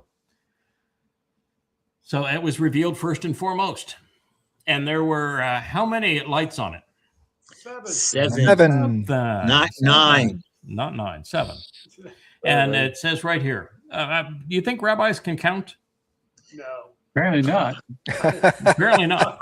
Well, ask Rambam about the number of bones in the body and his pomegranates. Yeah, so no, he can't. Yeah, he couldn't figure that out either. All evidence points there to were Sheba. And the interesting thing about Sheba is it doesn't just mean seven. It means promise. promise. The Hebrew word for promise and Shabbat. for seven. Yeah. Yeah, So there we are. Yeah. So there were seven near, which are lamps, not seven candles. There's seven lamps. They're burning olive oil. They're lamps. There's seven near lamps on it. It epitomized the promise of seven. All right. So we know that Yahweh's first and foremost symbol is a menorah. It has seven lamps on it, and it symbolizes the promise of seven. And there were seven metal castings serving as channels and spouts on the lamps, which to show the way to the benefits of the relationship were on top of it. So this is saying that these channels were to conduct olive oil. And that by these channels, they all came together. So that a lot of times you want to say that in the menorah, that center candle represents Yahowah, and then you got other things for the others, but that's not true. It's the base, that Yahowah is the foundation, the base of all of this. But those seven lamps, they represent Pesach, Matzah, and Bakodim, reading right to left. Shabu in the middle, Bakodim, and then Teruah, Kapurim, and Sukkah. Yeah, They're the seven. Light the path. Pardon? I say, is it fair to say it lights the path home? Yeah, it lights the path home. They are the 7 steps that you walk from this world to God's world. They are the only path. And of course, you have 2 trees standing, planted on either side of them. One of them is responsible for the spring mikre, the first 3, and the other one's responsible for the last 3. So, it shouldn't be hard to figure out who these fellows are. Mm-hmm. So Yahweh's Rosh, first and foremost symbol, is his menorah. It is a ma'or, a luminary comprised of 7 olive oil lights, 3 on either side, and a single illuminated stem in the middle. God, who is akin to light, is represented by the base of that lamp. The 3 spring mikre, Pesach, Matzah, and Bikurim, are depicted by the 3 lamps looking from right to left, reading like Hebrew would read, the same direction of the Hebrew writing. And the final 3 near lamps represent the fall Mowedym, Teruah, Kippurim, and Sukkah, which we're only 7 years away from fulfilling. In the center, the covenant family is enriched and empowered, enlightened, and emancipated on Shabuah. It is the time for the 3rd Zeroah to shine. The oil in these lamps represents the Ruach. The oil is from the olive tree, which is deeply rooted in the land, long lived. The oil is nutritious, serves as a healing ointment, and is used for anointing and provides brilliant illumination. A wonderful metaphor. Key to understanding the first installment of this prophetic portrait is the recognition that Galah means to be revealed, exposed, and uncovered, as well as made known. It's not a bowl. There wasn't a bowl sitting on top of this. You're supposed to figure out the symbol of the bowl. No, Galah means I'm revealing this to you. I'm exposing it. I'm uncovering it. I'm making this known. So scrub your minds of what the bowl that religious institutions would have you believe is somehow incorporated into this design. Correctly translated, we are not struggling to figure out what a bowl is doing hovering above the menorah. And with Galah rendered correctly, we can focus on Yahweh's luminaries, recognizing that the menorah and the me'oroth are the first and foremost symbols of God, above everything else. This is God's logo.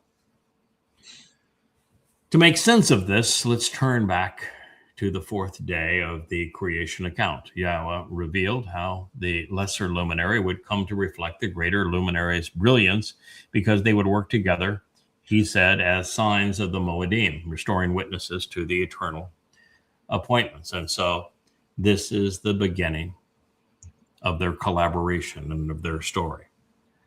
God said, with the narrative playing out over time, Amar,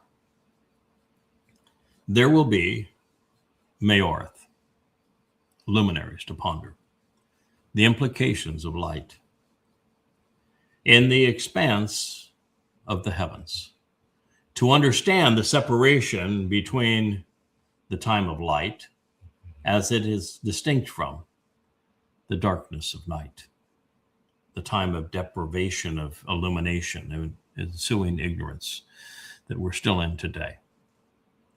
They will exist as wonderful symbols, brilliant examples, and obvious signs, as illustrious exemplars of the consent to offering miraculous proof, oath.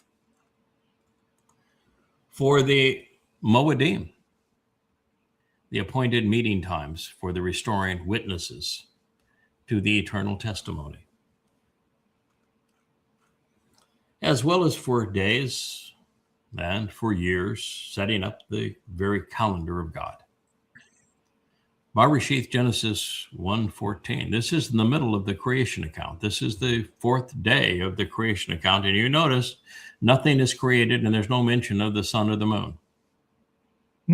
They're luminaries for the purpose of serving as the signs for the Mow'edym. and to establish God's calendar. Therefore, they will exist for enlightenment as luminaries to support the expansion of the spiritual realm so that more people, more souls can make this spiritual realm bigger and richer. To be an ore light and provide illumination and enlightenment upon the earth. And therefore, it will continue to exist like this thereafter, based upon what preceded it. Bereshith, Genesis 1:15. That is to say to suggest something that I've not come to fully embrace yet. They're still toying with the idea of how old are we really? And therefore it will continue to exist like this thereafter based upon what preceded it. This is the fourth day of creation. We are 3 billion years distant from Adam being placed in the garden. And it certainly sounds like God has got these two luminaries are already part of the family. That they are included in this story, and they already exist. Now, I'm not going there yet. I'm just telling you that's the best explanation I would have for this statement. I'm going there. Yeah, I know. Rich has been there first. Rich has been there. It was my question that drove all the Christians crazy. Why is it plural? Why is it plural? Yeah, that's what Rich would be. He's been there from the beginning. I'm still dealing with it. I don't know. I'm not sure. Yeah, I'm not really sure it matters. It changes much of anything at this point. But it's we like to expose the possibilities. We want to affirm what we know to be true, and then we want to expose the possibilities of other things that might well be true. Anyway, God acted and engaged to a point for this particular task. Think about this particular task. You're going to be crucified on Passover. You're going to go into hell on Matzah, and then represent the exemplars for the covenant family on Mowedym. You're going to have a harvest on Shabbat that is going to require 25 years of devotion. Teruah is going to be the most difficult, challenging, overwhelming day in the history of mankind. And then you're going to bring it all together and actually succeed where no one had succeeded in having a family reunion and homecoming on Kippurim, and then give a mortal remnant a chance to succeed where man originally failed in the garden on Sukkah. So God says he acted and engaged to a point for this particular task. What pertains to these two, Mayoreth, plural of Mayor. It's a masculine title with a feminine ending.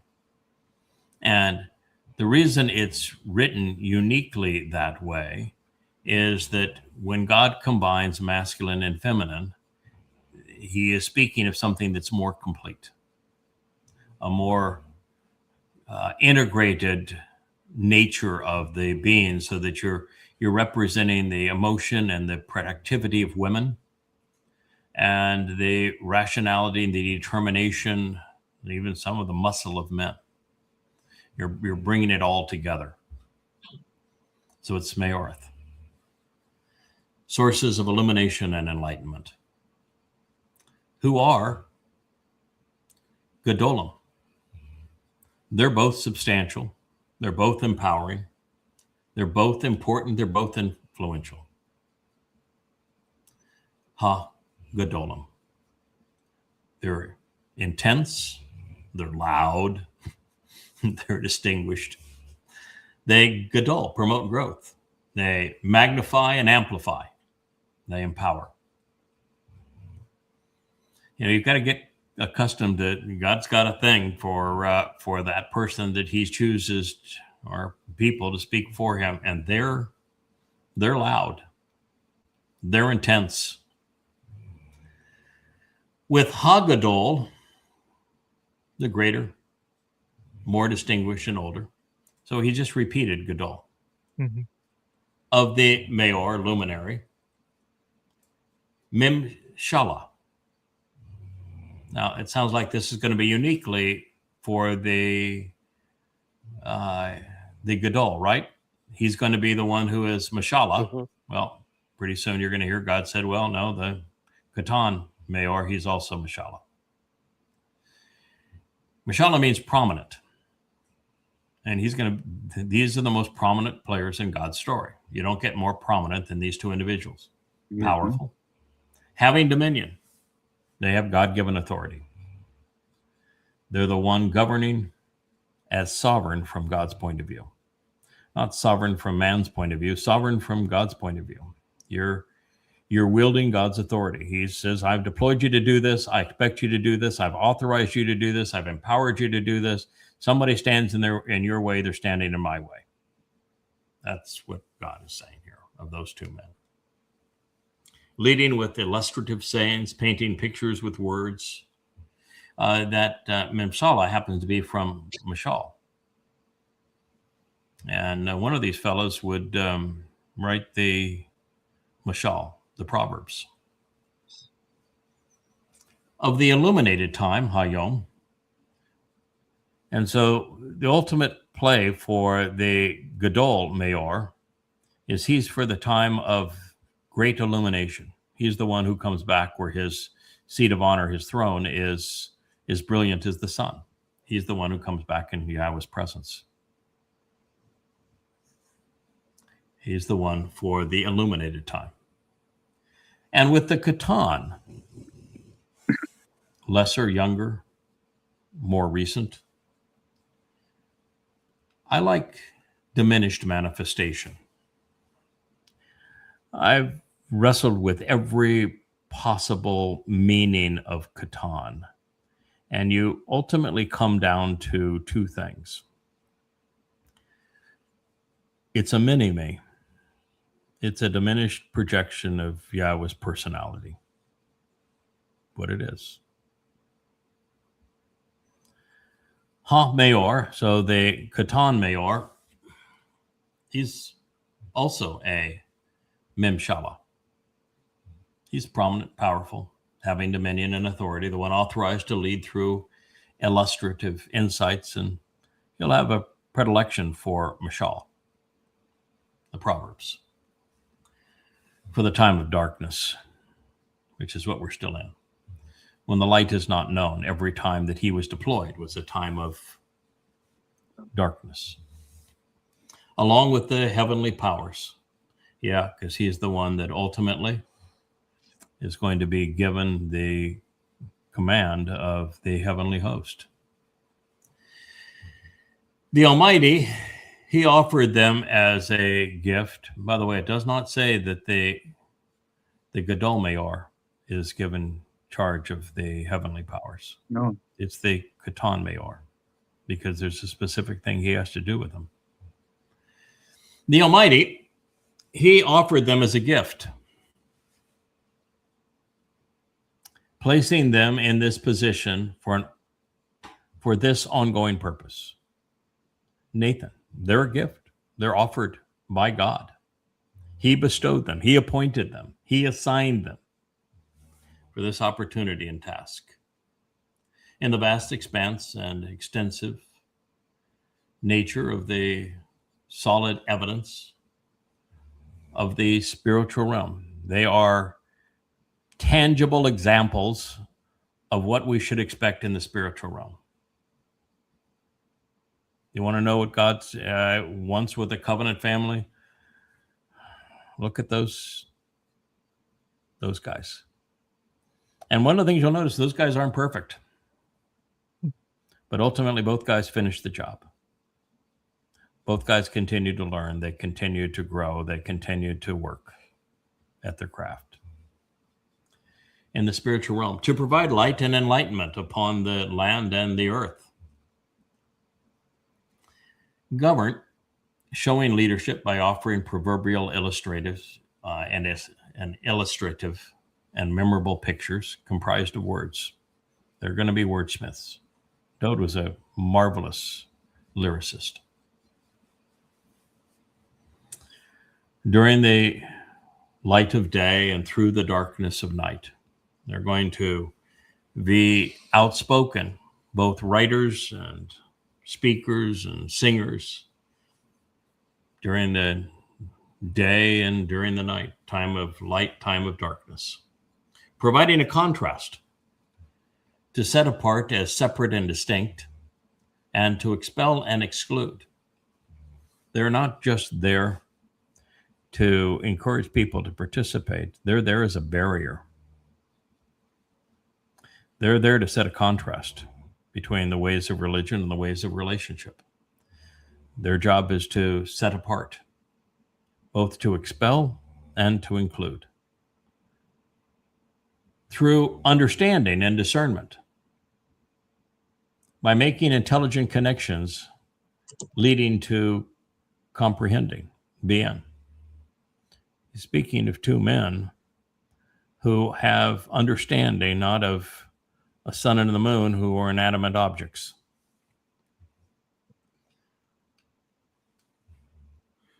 Leading to comprehending the light, in addition to wisely discerning insights during the obscuring darkness.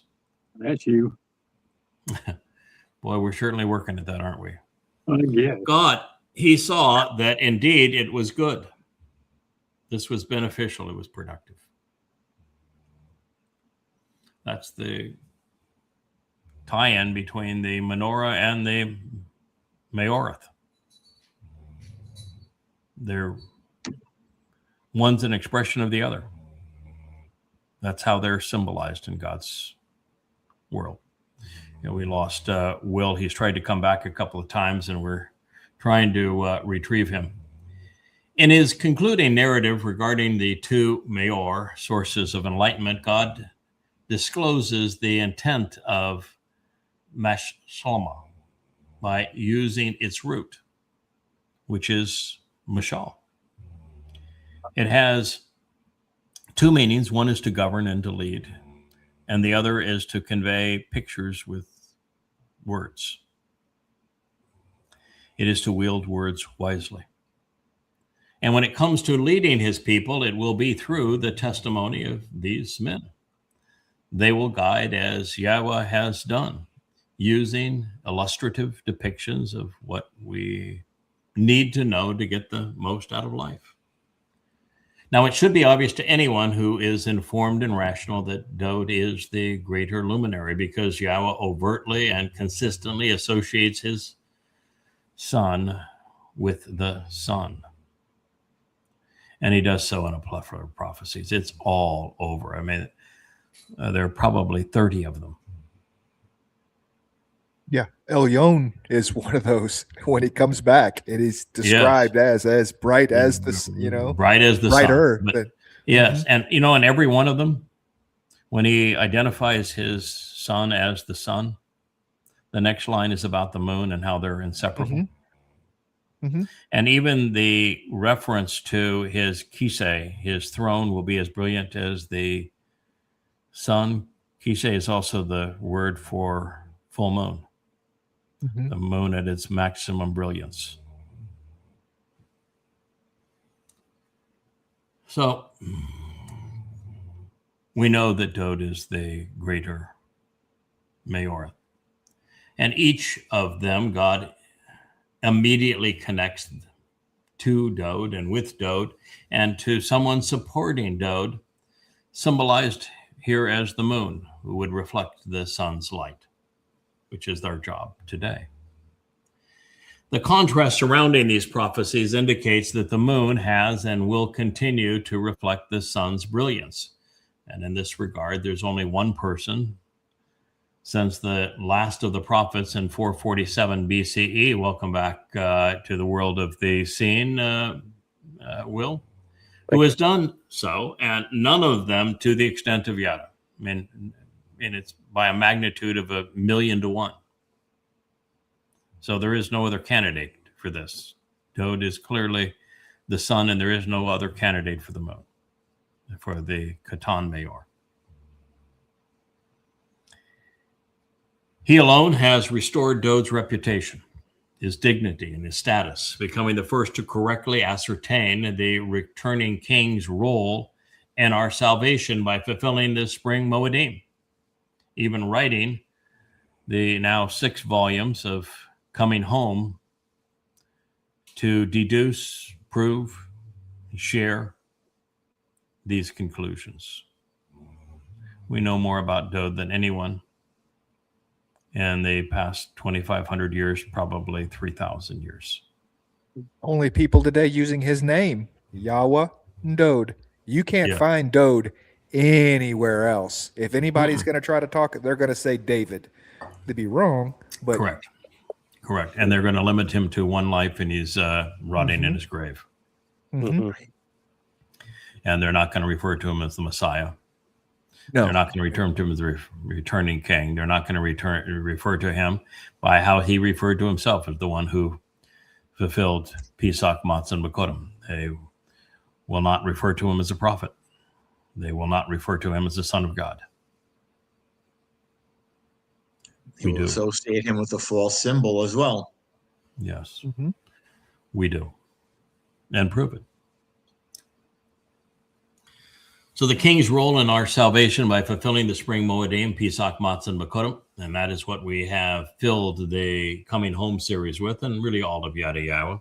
Now, frankly, it should have been obvious, because without YAHOWAH, everyone remains unaware of what Dowd achieved and represents. Without the 5 volumes of Twistianity, they remain fooled by Paul, continuing to believe that Jesus was the Messiah and Son of God who was crucified, making him the Savior.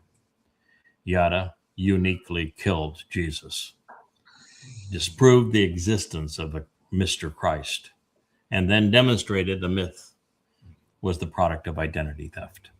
No one had ever done any of those things. But I didn't leave the world hanging without a savior. After thoroughly disproving the Quran and New Testament in the 10 volumes of Goddamn Religion and Twistianity, I composed 25 additional tomes, accurately accessing and portraying Dowd as the one who opened the door to life, who removed our guilt, allowing us to become part of God's family. All available evidence points to YAHOWAH as the lesser luminary. And frankly, there is no other consideration. Not in the past, and there is no time for the future. He's it. Now, in this light, Yahowah's intent is to help Yahweh's intent with all of this is to help his creation be in. Make the proper connections between these men such that the open-minded and rational are able to comprehend the interval of time that will play out between this instruction 6,000 years ago and the fulfillment of the Mowedym 7 years from now. With this narrative featured on the 4th day of the creative account, we can deduce that mankind's return to the garden will be facilitated by what they accomplished in year 4,000 Yah, such that our king will return after the lesser luminary returns to reflect his brilliance. But even more than this, by the time we examine the mashal, the last word picture, and assess the mizmor, the preeminent song, the enlightened will know that YAHOWAH has done far more than restore Dowd's reputation, because he also repaired the king's fractured relationship with YAHOWAH, which was more important still. Although he did it with the Amma, with the maternal servant of God, who happens to be his wife. For anyone who may have been of the belief that God was not being prophetic and he was instead speaking of creating the sun and the moon on the fourth day, well, that's just not possible. Plant life was conceived on the third day, and the sun is much older than the earth. But also, there was no reference to creating anything during the fourth day, not a single use of bara. Further, Hebrew has a word for sun, shemesh, and a word for moon, Yereach. yes, but neither was used. And in this context, the astronomical sun and moon cannot be equated to signs of the Mowedym. Further, the celestial entities do not govern. They do not speak. They do not lead. They do not write. But while there is little distinction between Yahweh's Maor and his Manowrah, the latter is comprised of Sheba, 7, near small containers of olive oil, while the former fulfill the 7 Mowedym, represented by that 7 lights of the menorah. They become a reflection of the other because the Sheba, 7 reservoirs, contain and convey the merit of 7 mikre, invitations to be called out and meet with God. They serve the Shabbat, 7 promised benefits for those who provide mutzka, places for this oil to flow. Now, beyond the 7 Moed mikre, Yahweh spoke of his Choter, stem, growing out of the rootstock of Yishe, which means I am, to stand out and be noticed once infused with his 7 spirits. This caused him to be especially illuminating among men, possessing a profound and complete understanding of God's story from beginning to end. It would also serve to keep him anchored and productive. So all of this is delineated in Yeshaya 11:1, which we'll come back to, but I'll share the opening stanza with you because I think it's appropriate in this context. It reads, a choter, a branch and sucker, from a stump and root, who is productive and fruitful, as well as a rod to purge, will be actively extended for a period of time by means of the original stump and rootstock, the Giza, the source from which new growth emerges, of Yishe, of I am, as a netzer, an observant branch, by means of his roots and that which keeps him anchored, steadfast and nourished, as the parah, the productive bull, bearing an abundance of fruit while encouraging productivity in others. Boy, if it wasn't for the statement that follows, you'd say that is probably one of the most profound prophecies and statements to be found anywhere, and that's just Yeshaya, Isaiah 11:1, and yet it's outdone by Yeshaya 11:2, which reads, the Ruach spirit of Yahweh will settle and remain on him, the spirit of Chokmah, of wisdom, providing the capacity to comprehend and then teach, while enabling Bena, understanding, by making the proper connections to reveal insights. The spirit of Etzah, advice and counsel on the overall purpose of the tree, and of Gabora, being emboldened and inspiring, courageous and combative. The spirit of Diath, of knowledge, as a source of pertinent information. And so as to Yirah, respect Yahweh. Yeshayah 11:2.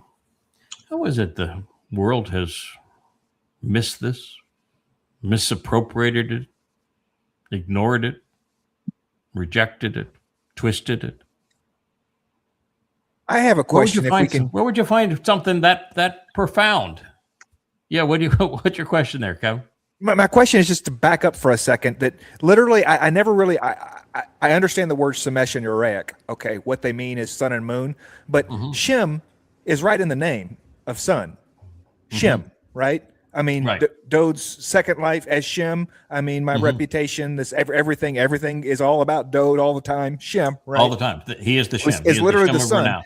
Yeah. And Yare, that's teach, right? Uriah is the root from moon to teach, to guide, to show. I mean, Yes. Even in those two, with Shemek, you have the name of the sun, is Shem of renown, and in Yerek you have Yada and the one who knows and the one who teaches. Yeah. It's he didn't make this really that difficult, did he? No, But he made it. didn't. But he made it hard enough that when you find a nugget like you just did, you can be proud of it. Right. Really, I mean, it is. He made it challenging enough that when you find something, he smiles and you smile, and you get to share it and say, that's it's been written there the whole time. Yeah. Why did you miss it? Yeah. Right. And here I just figured it out. I'm going to share it with you. That is the joy of learning as opposed to the data dump. Yeah. At the data dump, there is no satisfaction. There's no growth. There's no contribution. There's no achievement. God can't share credit. You can't take credit. You might as well just be God all by himself and robots. But this way, it's interesting. This way, there's genuine contribution, genuine growth, genuine opportunity to figure things out. Perry, as he said, he's the puzzle maker. He's got a new one on the dining room table that we'll start on again. He and I love puzzles, and he is the mathematician. So his idea of solving a puzzle is you look at the shapes, because he's a mathematician. My way of solving puzzles is I look at the colors, and so I'm drawn to the colors, and I put like colors together, and that's how I solve the puzzle. And he puts like shapes together. He organizes them by shapes. Two entirely different ways. They both get to the same result, but Right. it's I'm looking at the picture on the pieces, and I want to know how each picture fits into that overall portrait. And he wants to know how the shapes interlock.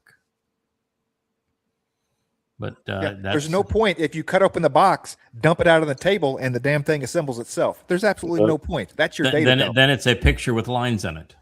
Yeah. Yeah, a picture with squiggles in it. It's a really Why'd you ruin the picture with those squiggles? Why'd You cut up guys your are both picture? being observant. Yeah, of Two course. different ways to be observant.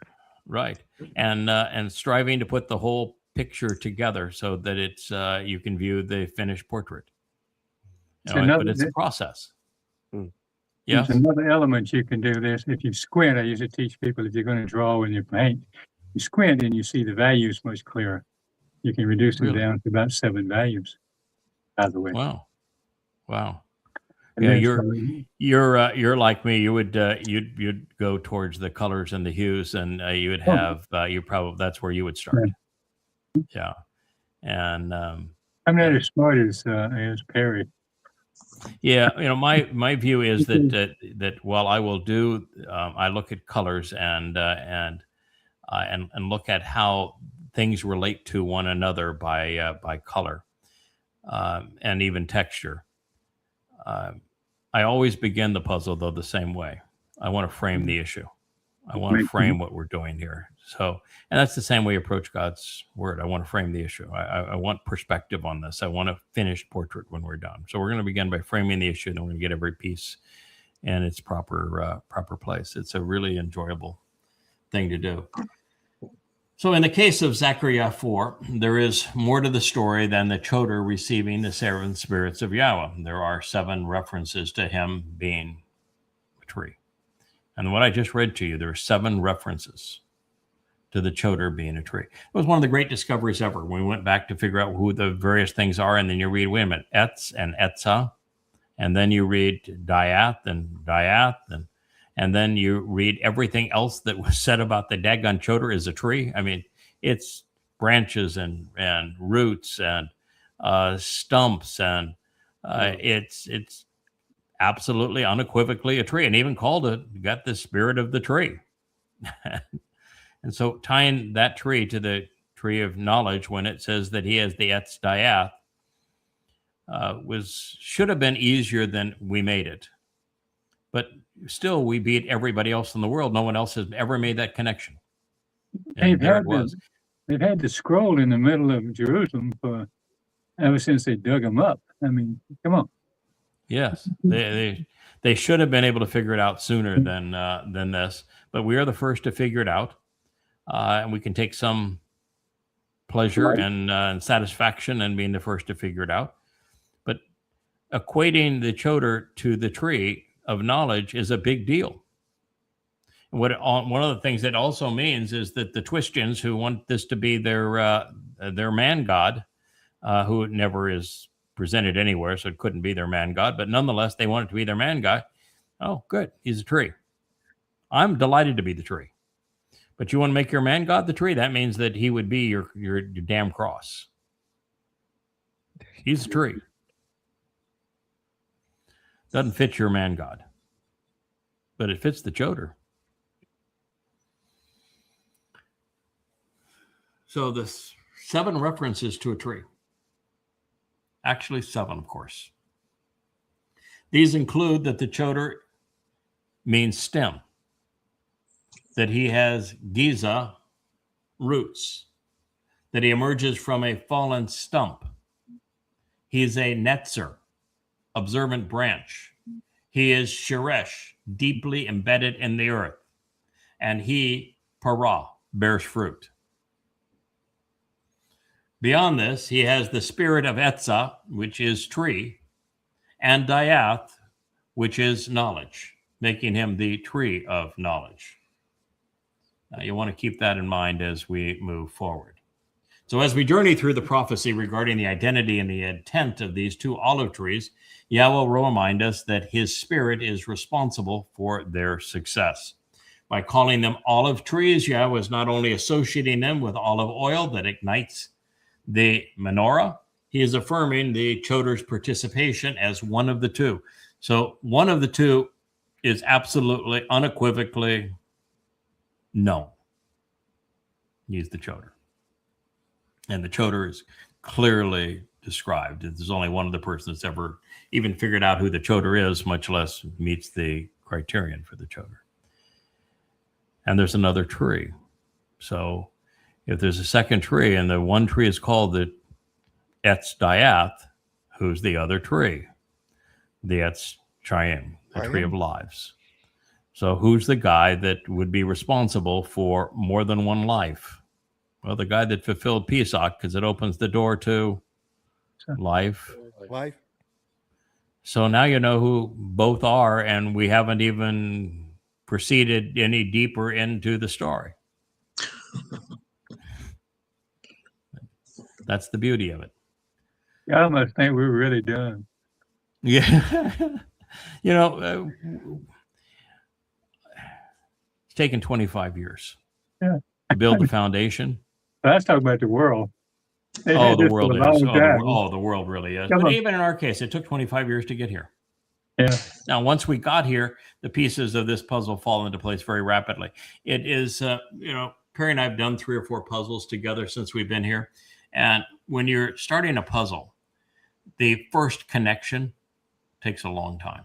The second connection is a little faster than the first, and the third's a little faster, because now you have things to attach things to, and you've moved pieces out of the unaffiliated pile into the connected pile. And then once you get a third of the puzzle done, that next third is much faster because you moved even more pieces out of the unaffiliated pile into the connected pile. And that last third's a breeze. And that's where we are. In fact, we're probably in the last 10%. And it goes so much faster. Those pieces just boom, boom, boom, boom, boom, boom. And that's kind of where we are with this putting together the pieces of the puzzle. So he is obviously affirming that Choter's participation is one of those two trees. Further, Teruah, which is the most important day on Yahowah's calendar, is what kind of harvest? An olive harvest. Where do olives grow? On trees. What kind of trees are these? Olive trees. And they, when God had Solomon present the Nakhri, what day of the year was he making that speech? We're told. It's Teruah. Teruah is the day of the herald. I mean, this is the way that you go from, boy, that's an interesting possibility, to absolute assurance when God just, I'm going to give you affirmation after affirmation after affirmation after affirmation. And about the 40th affirmation, you say, yeah, it's okay. You pretty much nailed that one. Okay, well, we can put that into the fact pile and we'll move on to the next fact. That is where that piece really does fit. So it's also instructive to know that in addition to the 7 Moed Mikre and the benefits associated with Yahowah's 7 spirits, there are 7 colors in that rainbow. And that is relevant because the rainbow is the symbol of the covenant. And those covenants colors are red, orange, and yellow. On top, green, symbolic of growth in the middle, and blue, indigo, and violet underneath. And of course, if you look at the menorah that we have spinning, it is Roy G. Biv too. Red, the color of Pesach, because it's a bloody occasion. Orange, the color of matzah, because that's the color of toasted, unyeasted bread. Yeah. Yellow, the color of the sun, as you look, as the sun and the light emerges from Sheol for it. But it's also the color of ripening barley in the field. We've seen many of those fields that are barley in some of the songs. That's the color of it. And then you have green for the growth of the wheat, symbolic of growth in the middle. Blue, indigo, and violet, because we're getting to the short strokes now. These are no longer the long strokes. These are the short strokes. We have very little time left for their fulfillment. And they're the colors of heaven. The color of royalty. So the menorah is Yahowah's witness, God's ultimate luminary. It is why he asked me to include it in all of our branding, which we have done. And from it, we can deduce insights into Yahowah's nature, his plan, and his people. And that is why the 2 individuals represented by the olive trees are stationed on either side of Yahowah's ultimate luminary. The story of the menorah begins with the tree that enables it to shine, illuminating our lives, which is the olive. It is symbolic of Yahowah's people in conjunction with his spirit. And as shared a moment ago, the olive is native to the land of Israel. It is firmly rooted. It enables it to survive even the most severe storms. It is where Yahowah and Dowd are returning. On Kippurim is the Mount of Olives. It is especially long-lived, as are the luminaries. The fruit must be crushed, as they are, before they're productive. Also relevant, pertaining to the Ma'orah, olive oil remains a source of brilliant light, of healing ointment, and of nourishment, and has served in that role throughout time. It is the perfect way to convey truths relevant to our relationship with God. He's really good at the metaphors. There are 2 olive trees because there are 2 luminaries. There's 2 trees in the garden, Gadowl and Qatan. There are these 2 trees in Eden are Chaim and Diath. Hebrew reads right to left. So the olive on the right of the menorah is Dowd, since he fulfilled the first 3 Mowedym. The other one is the Qatan, or the younger one, because he fulfills the more recent Mowedym. And therefore, Yahweh is responsible for fulfilling Shabbat and Teruah to enable Kippurim and Sukkah. This placement is relevant to their lives as God's co-workers and the Mowedym that they fulfill. The text reads, there were 2 olive trees. Of course there were 2. By it. One on the right, of course.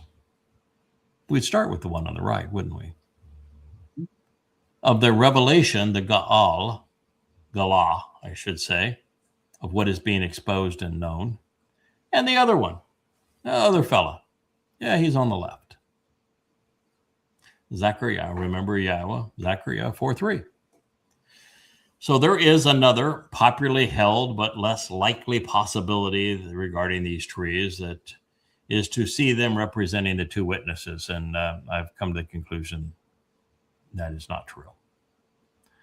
Eliah is not a tree. There's no connection whatsoever between Eliah and a tree. He's just not a tree. He doesn't fit. These are the 2 trees. Eliah is going to be one of the 2 witnesses. He is a prophet. And God makes it clear he's returning. But he's returning with one of the 2 trees. So, should you want to run with that theory, though, then the name of the witness on the left is identified in the final and last of the prophets, Malachi, that he doesn't refer to him as a tree, he refers to him as a prophet, where we discover that Eliah in Malachi chapter 4, the last chapter, 4-6. And it's interesting there where it says that if God didn't send the prophet, if he didn't help coordinate this, because there's going to be the sacrifice of the Adam of Pra, the only one that's actually practiced that with God igniting the resulting sacrifice. The only one's ever done that is Eliah. Mm-hmm. Mm-hmm. So he's practiced at expunging religion and politics from Israel over the exact same sacrifice. And he's got a gift of gab. So he's the perfect one to bring in to do this. And it says, remember, the Torah teaching. Now, it's the Torah where we find the 2 luminaries, isn't it? It's the Torah where we find the 2 trees. Torah teaching and guidance of my associate, Moshe. It's also Moshe in the 18th chapter that told us of Dowd's arrival and his importance. And it is Moshe again who has the prophecy of the Nakar coming in the last day, when the world has devolved back to the conditions of Sodom, and there's a mighty Holocaust that follows. So remember the guidance of my associate Moshe, who, to show the way to the benefits of the relationship, I provided as a set of instructions through him in Choreb for all Yisrael, for everyone who engages and endures with God, including the prescriptions for living that cut you into this relationship, and the means to exercise good judgment regarding the way to resolve disputes. The mishpat are fulfilled through Pesach, Matzah, Bakodim, Shabbat, Teruah, Kippurim, and Sukkah. Behold, I myself will send to you, which means he's coming from Shamayim, Eliah. Name means Yahweh's God. Boy, if you're promoting Eliah, you're in real trouble if you're religious, because there's no Yah in the Talmud. There's no Yah in the New Testament. And Eliah is best known for ridding Israel of religion and politics. So he's not going to take kindly to Twistians or the Haredi. Eliah, the prophet, not the witness, not the tree. Eliah, the prophet. Before the coming arrival of the exceedingly important and awesomely inspiring day of Yahowah. He has to bring him in before the awesomely inspiring day of Yahowah. Inspiring day of Yahowah. He didn't say that the day that Yahowah is returning with Dowd, did he? That'd be Kippurim. No, the awesome day of Yahowah is Teruah, when everything happens, including the sacrifice of the Adamah Parah, where he will serve as the master of ceremonies. Then he will restore the thinking and inclinations of the fathers for the children, and the thinking and inclinations of the children to their fathers, or otherwise I will arrive and inflict and destroy the earth.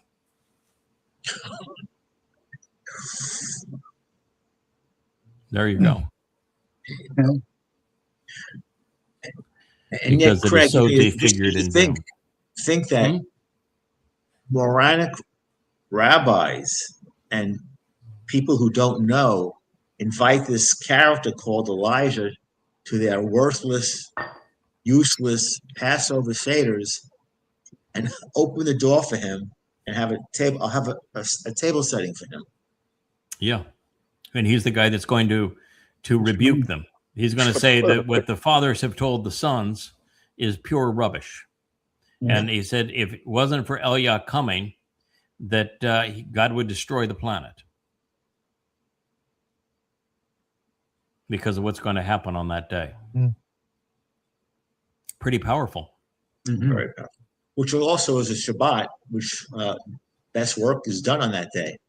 Yeah, the rabbis couldn't even fathom it because not only is the Shabuah harvest on July 11th a Shabbat, but the great day of Yahowah with the gleaning and then the sacrifice of the Adamah Parah and this all the things that Yahweh is going to do to expunge the world of the religious and restore the earth to the Garden of Eden conditions. He's doing all of that work on the Shabbat. The 23rd and 24th. 3rd and 24th of September of 2033 is a Shabbat, a Friday evening and a Saturday. It's a Shabbat. And when God allows everybody back into the garden, that's also a Shabbat on Sukkah. God does all of his best work on Sukkah. As a matter of fact, the toughest part of fulfilling Chag Matzah 2,000 years ago, when Dowd carried the guilt of Israel into Sheol, that was on a Shabbat. So the religious are really going to be dumbfounded. But God's not doing this for them.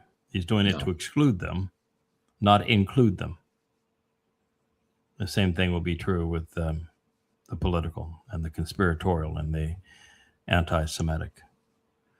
I think that's a pretty good place for us to conclude. We have the man with a voice now actually pictured there, Perry. A pretty spectacular portrait between these trees and the menorah and who's who and all of this, don't you think?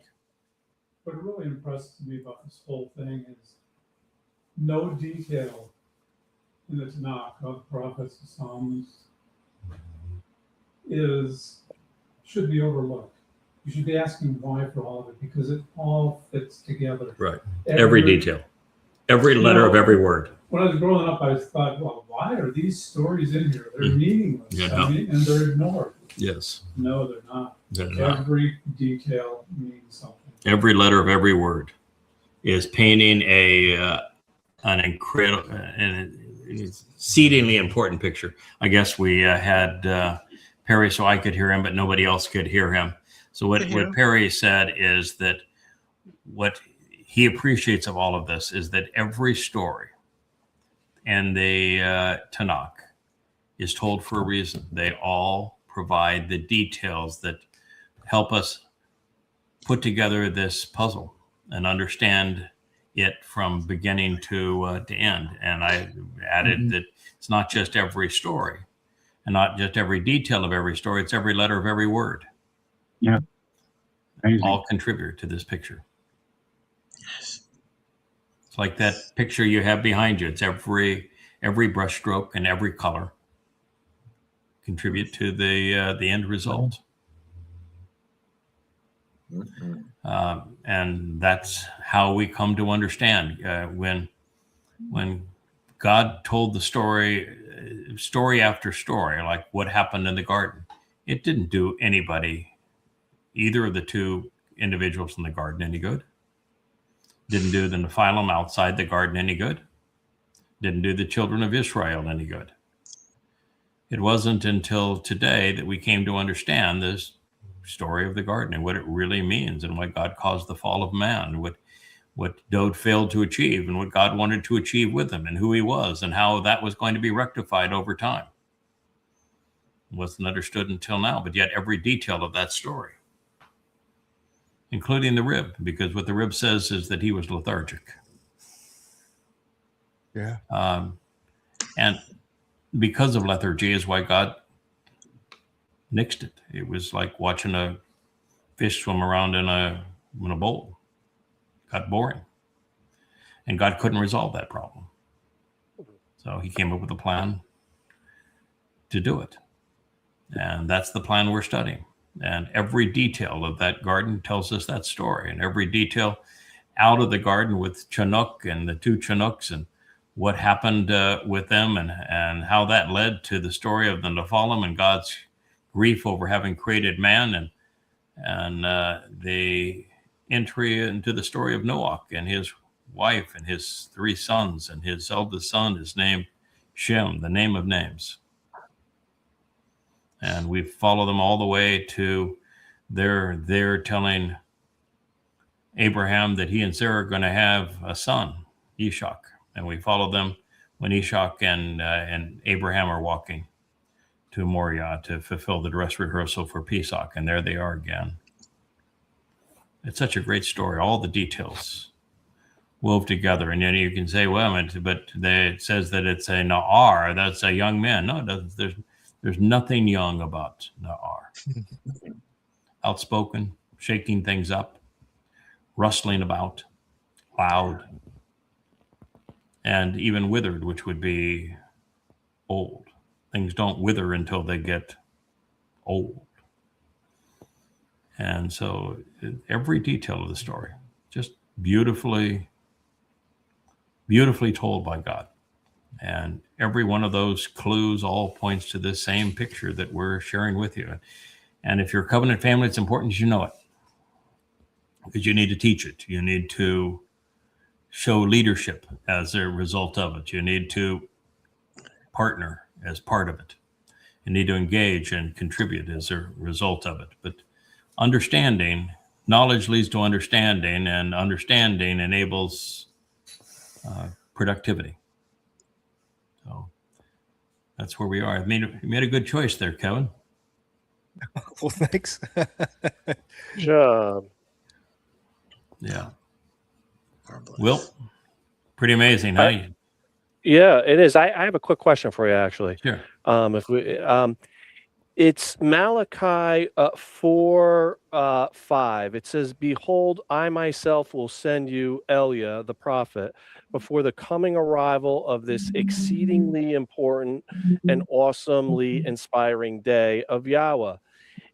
The next verse says, "Then he," lowercase h, so we're not talking about Yahweh, "then he will restore the thinking and inclinations of fathers for their children, etc., etc." So can we? So he must be talking about Eliah here, and is Correct. and is that what Teruah is? Is it a restoration of our thinking and inclinations of fathers? Well, certainly the message that Eliah is going to be delivering to Israel is that you have been religious, you have been political, and if you recall, my job when I spoke to you last was that you ought not be religious and political, and all of you who remain religious and political are going to die.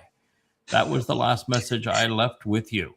So, fathers, if you care about your sons, you need to stop teaching them to be religious and political. And sons, if you want to live, you need to stop believing what your fathers have been telling you about religion and politics. And that's Eliah's job. Now, is Eliah going to do it alone? No. He's not only has the final witness next to him, who is that tree of knowledge, who will serve as the Adamah Parah, but the entire covenant family is there.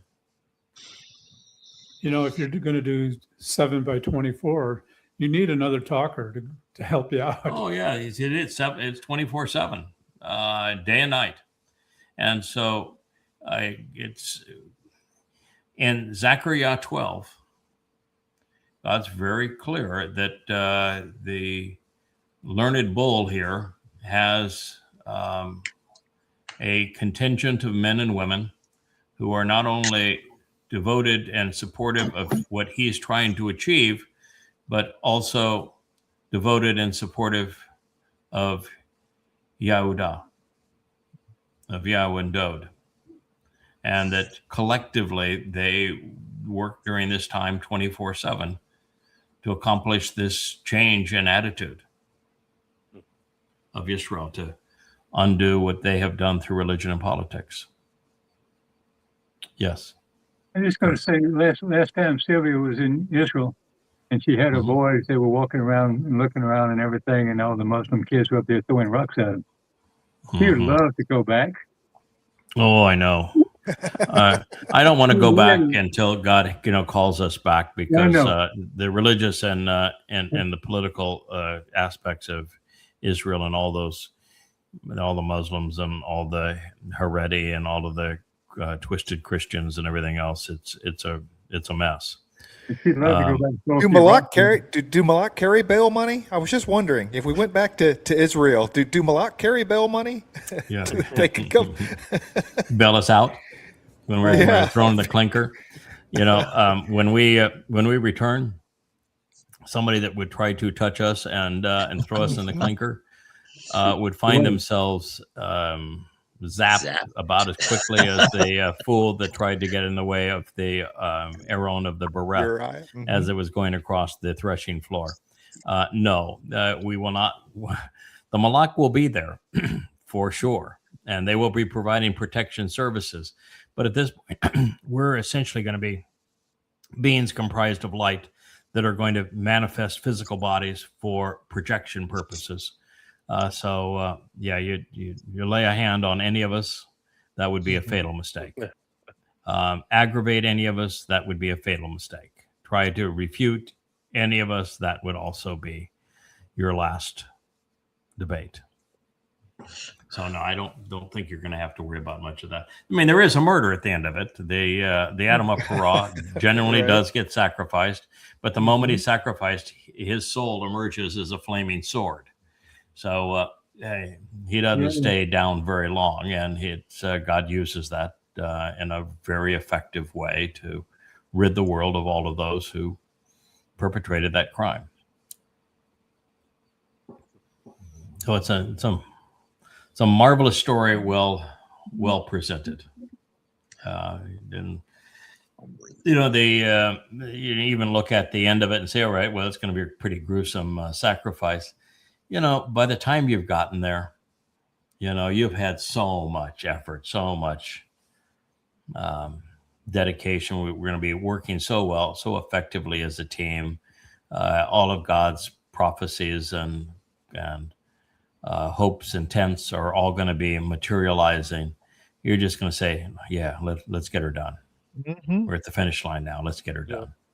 And it would be cool. I mean, being bludgeoned to death is no fun, but to rise in the midst of that as a flaming sword, that's cool. That'd be pretty cool. That's pretty impressive, really. And then to be at the command of the heavenly host and say, all right, let's go. Let's go. We'll go get her done, man. It's going to be an extraordinary time. I think that being on the Temple Mount with the tent of the restoring witness and the breeze there, and the Aaron Bereth, the Ark of the Covenant inside, and the great altar that Solomon built is going to be recreated there. And in front of that was something that's called a sea 3 or 4 times. It's a sea of water and a basin, and that'll be there. And we'll have the 10 tablets of stone, the original autograph of the Torah. Letters. Finally. I would think we could actually get Moshe to come and read some of it to us. I think that would be really fun, wouldn't it? Yeah. Yeah, that would be phenomenal. I mean, what else is he really doing at the time? I mean, Yeah. I think he would. I think he'd enjoy We it. got to have Yeah. guest spots. No one said you Absolutely. had to I get hope we have ahead. guests. We Just have get to guest reading speakers. a little. I guess Yeah. for today will be Moshe. We'd like a reading now from Moshe. Would you please all just sit down and be quiet? He's going to read to us from the. Yeah. This time, shut up, sit down, and listen. So yeah, shut up, sit down, and listen. You might enjoy it if he doesn't have to deal with the Israelites. Yeah, he'll have a He's buffer. going to love it. Oh yeah, he's gonna love it. It's a buffer. They may try to get to be nasty, but we'll zap the ones that try to speak over him. He won't have to. And no face plants this time. Won't have to run to We'll have him covered. And then we have the jumbotron, the huge moving message board that will be above our heads, and all of it's going to display. Oh yeah, it's going to be grand, and it'll be fun to see people try to take shots at us, and come on, you got to do better than that. That was really pathetic. We'll try. Who wants to play next? Step right up, take your best shot. Yeah, Allahu Akbar my ass. Yeah, we're not going to do no hashiming around here. Yeah, no hashiming. Don't bang your head against the wall. It's unsightly. It'll be marvelous. What a great opportunity. It's a great story, well told, and it's coming to fruition. And unfortunately, Israel's going to go through a really rough patch before they this time. But fortunately, if it wasn't for that rough patch, they wouldn't turn back to Yahweh. Yeah. Well, I would say in honor of the Choter, Craig, on behalf of Yah and Yehudah, fire and steam, understand what I mean. Listen to me if you want to be part of the glean. Very good. We like it. You're going to be the poet laureate for you and Leah. All right, folks. A wonderful way to spend a Shabbat. Thank you for recommending this, Kevin. It turned out very Nice well. job, Kevin. Thank you for hosting our show here, Rich, and for being part of it, Perry and Dr. Jeff. Love you. And Captain Kirk, I'm so excited for you to have that new house. What an inspirational that place that's going to be, and having all that acreage around you and all those trees and that beautiful scenery and that lovely, lovely backyard and all the beautiful architecture that's so inspiring in that home. That is such an upgrade from where you are in the ice box of Carmel with all the calming invasive neighbors. Pardon? 2 miles from what? No for 2 miles. Yeah. Isn't it's just glorious. And I love those aerial shots we saw of it and how it sits into the woods and sits apart from everything else. You actually have some breathing room. And when the sun shines and sparkles off those pine needles and you smell that and the sound of the breeze going through the pines, it's one of the great experiences. You're going to have that every day. Every day. Yeah. Great. It's really going to be it's going to be lovely. I'm happy for you. Thank you so much. Yeah, and continue the great work, Will. Your show is marvelous. You really have a knack for it. You have a really, really good delivery. I'm certain that you're going to be called to do many things going forward. It's a marvelous, marvelous presentation that you're making. I think you chose very wisely to start with the 119th Mizmor with its focus on each of the letters and what the letters mean and how to derive it. I'd love to retranslate that and contemplate all of the insights now that we know we have all the clues down and so much of the puzzle put together. It would be, I think, a marvelous experience to do it. You do another translation, I'll do another series. There'd be all new insights and. Oh yeah, well, I mean, it would be a whole new psalm practically. That's what happens with these new translations. Yeah, I think we're going to have 1,000 years to continue to do that. We'll continue to be teachers throughout that period. I don't know how things will play out after that 1,000 years, and I can't imagine there still wouldn't be teaching, still wouldn't be learning. Obviously, it'd be lots of exploring, but it'll be interesting to see how we make that transition. We know what our job is for the next 1,000 years, and it's going to be enjoyable. For sure. So thank you all. We look forward to being with you again soon. I'm sure we'll have you on the vlog, everybody participating. So we'll have a wonderful week next week. May God bless you all. Good night. Thank you. Good evening. Shabbat, Shabbat, come home and rest. Shabbat, Shabbat, Yahowah's best. Lay down the weak, let your soul be free. Shabbat, Shabbat, come back to me. 6 days we work, then we bask. We leave the noise to hear Yah's voice. We listen, we learn, we struggle to know. We walk with Yah through the Mikri. Shabbat, Shabbat, come home and rest. Shabbat, Shabbat, Yahowah's best. Lay down the weak, let your soul be free. Shabbat, Shabbat, come back to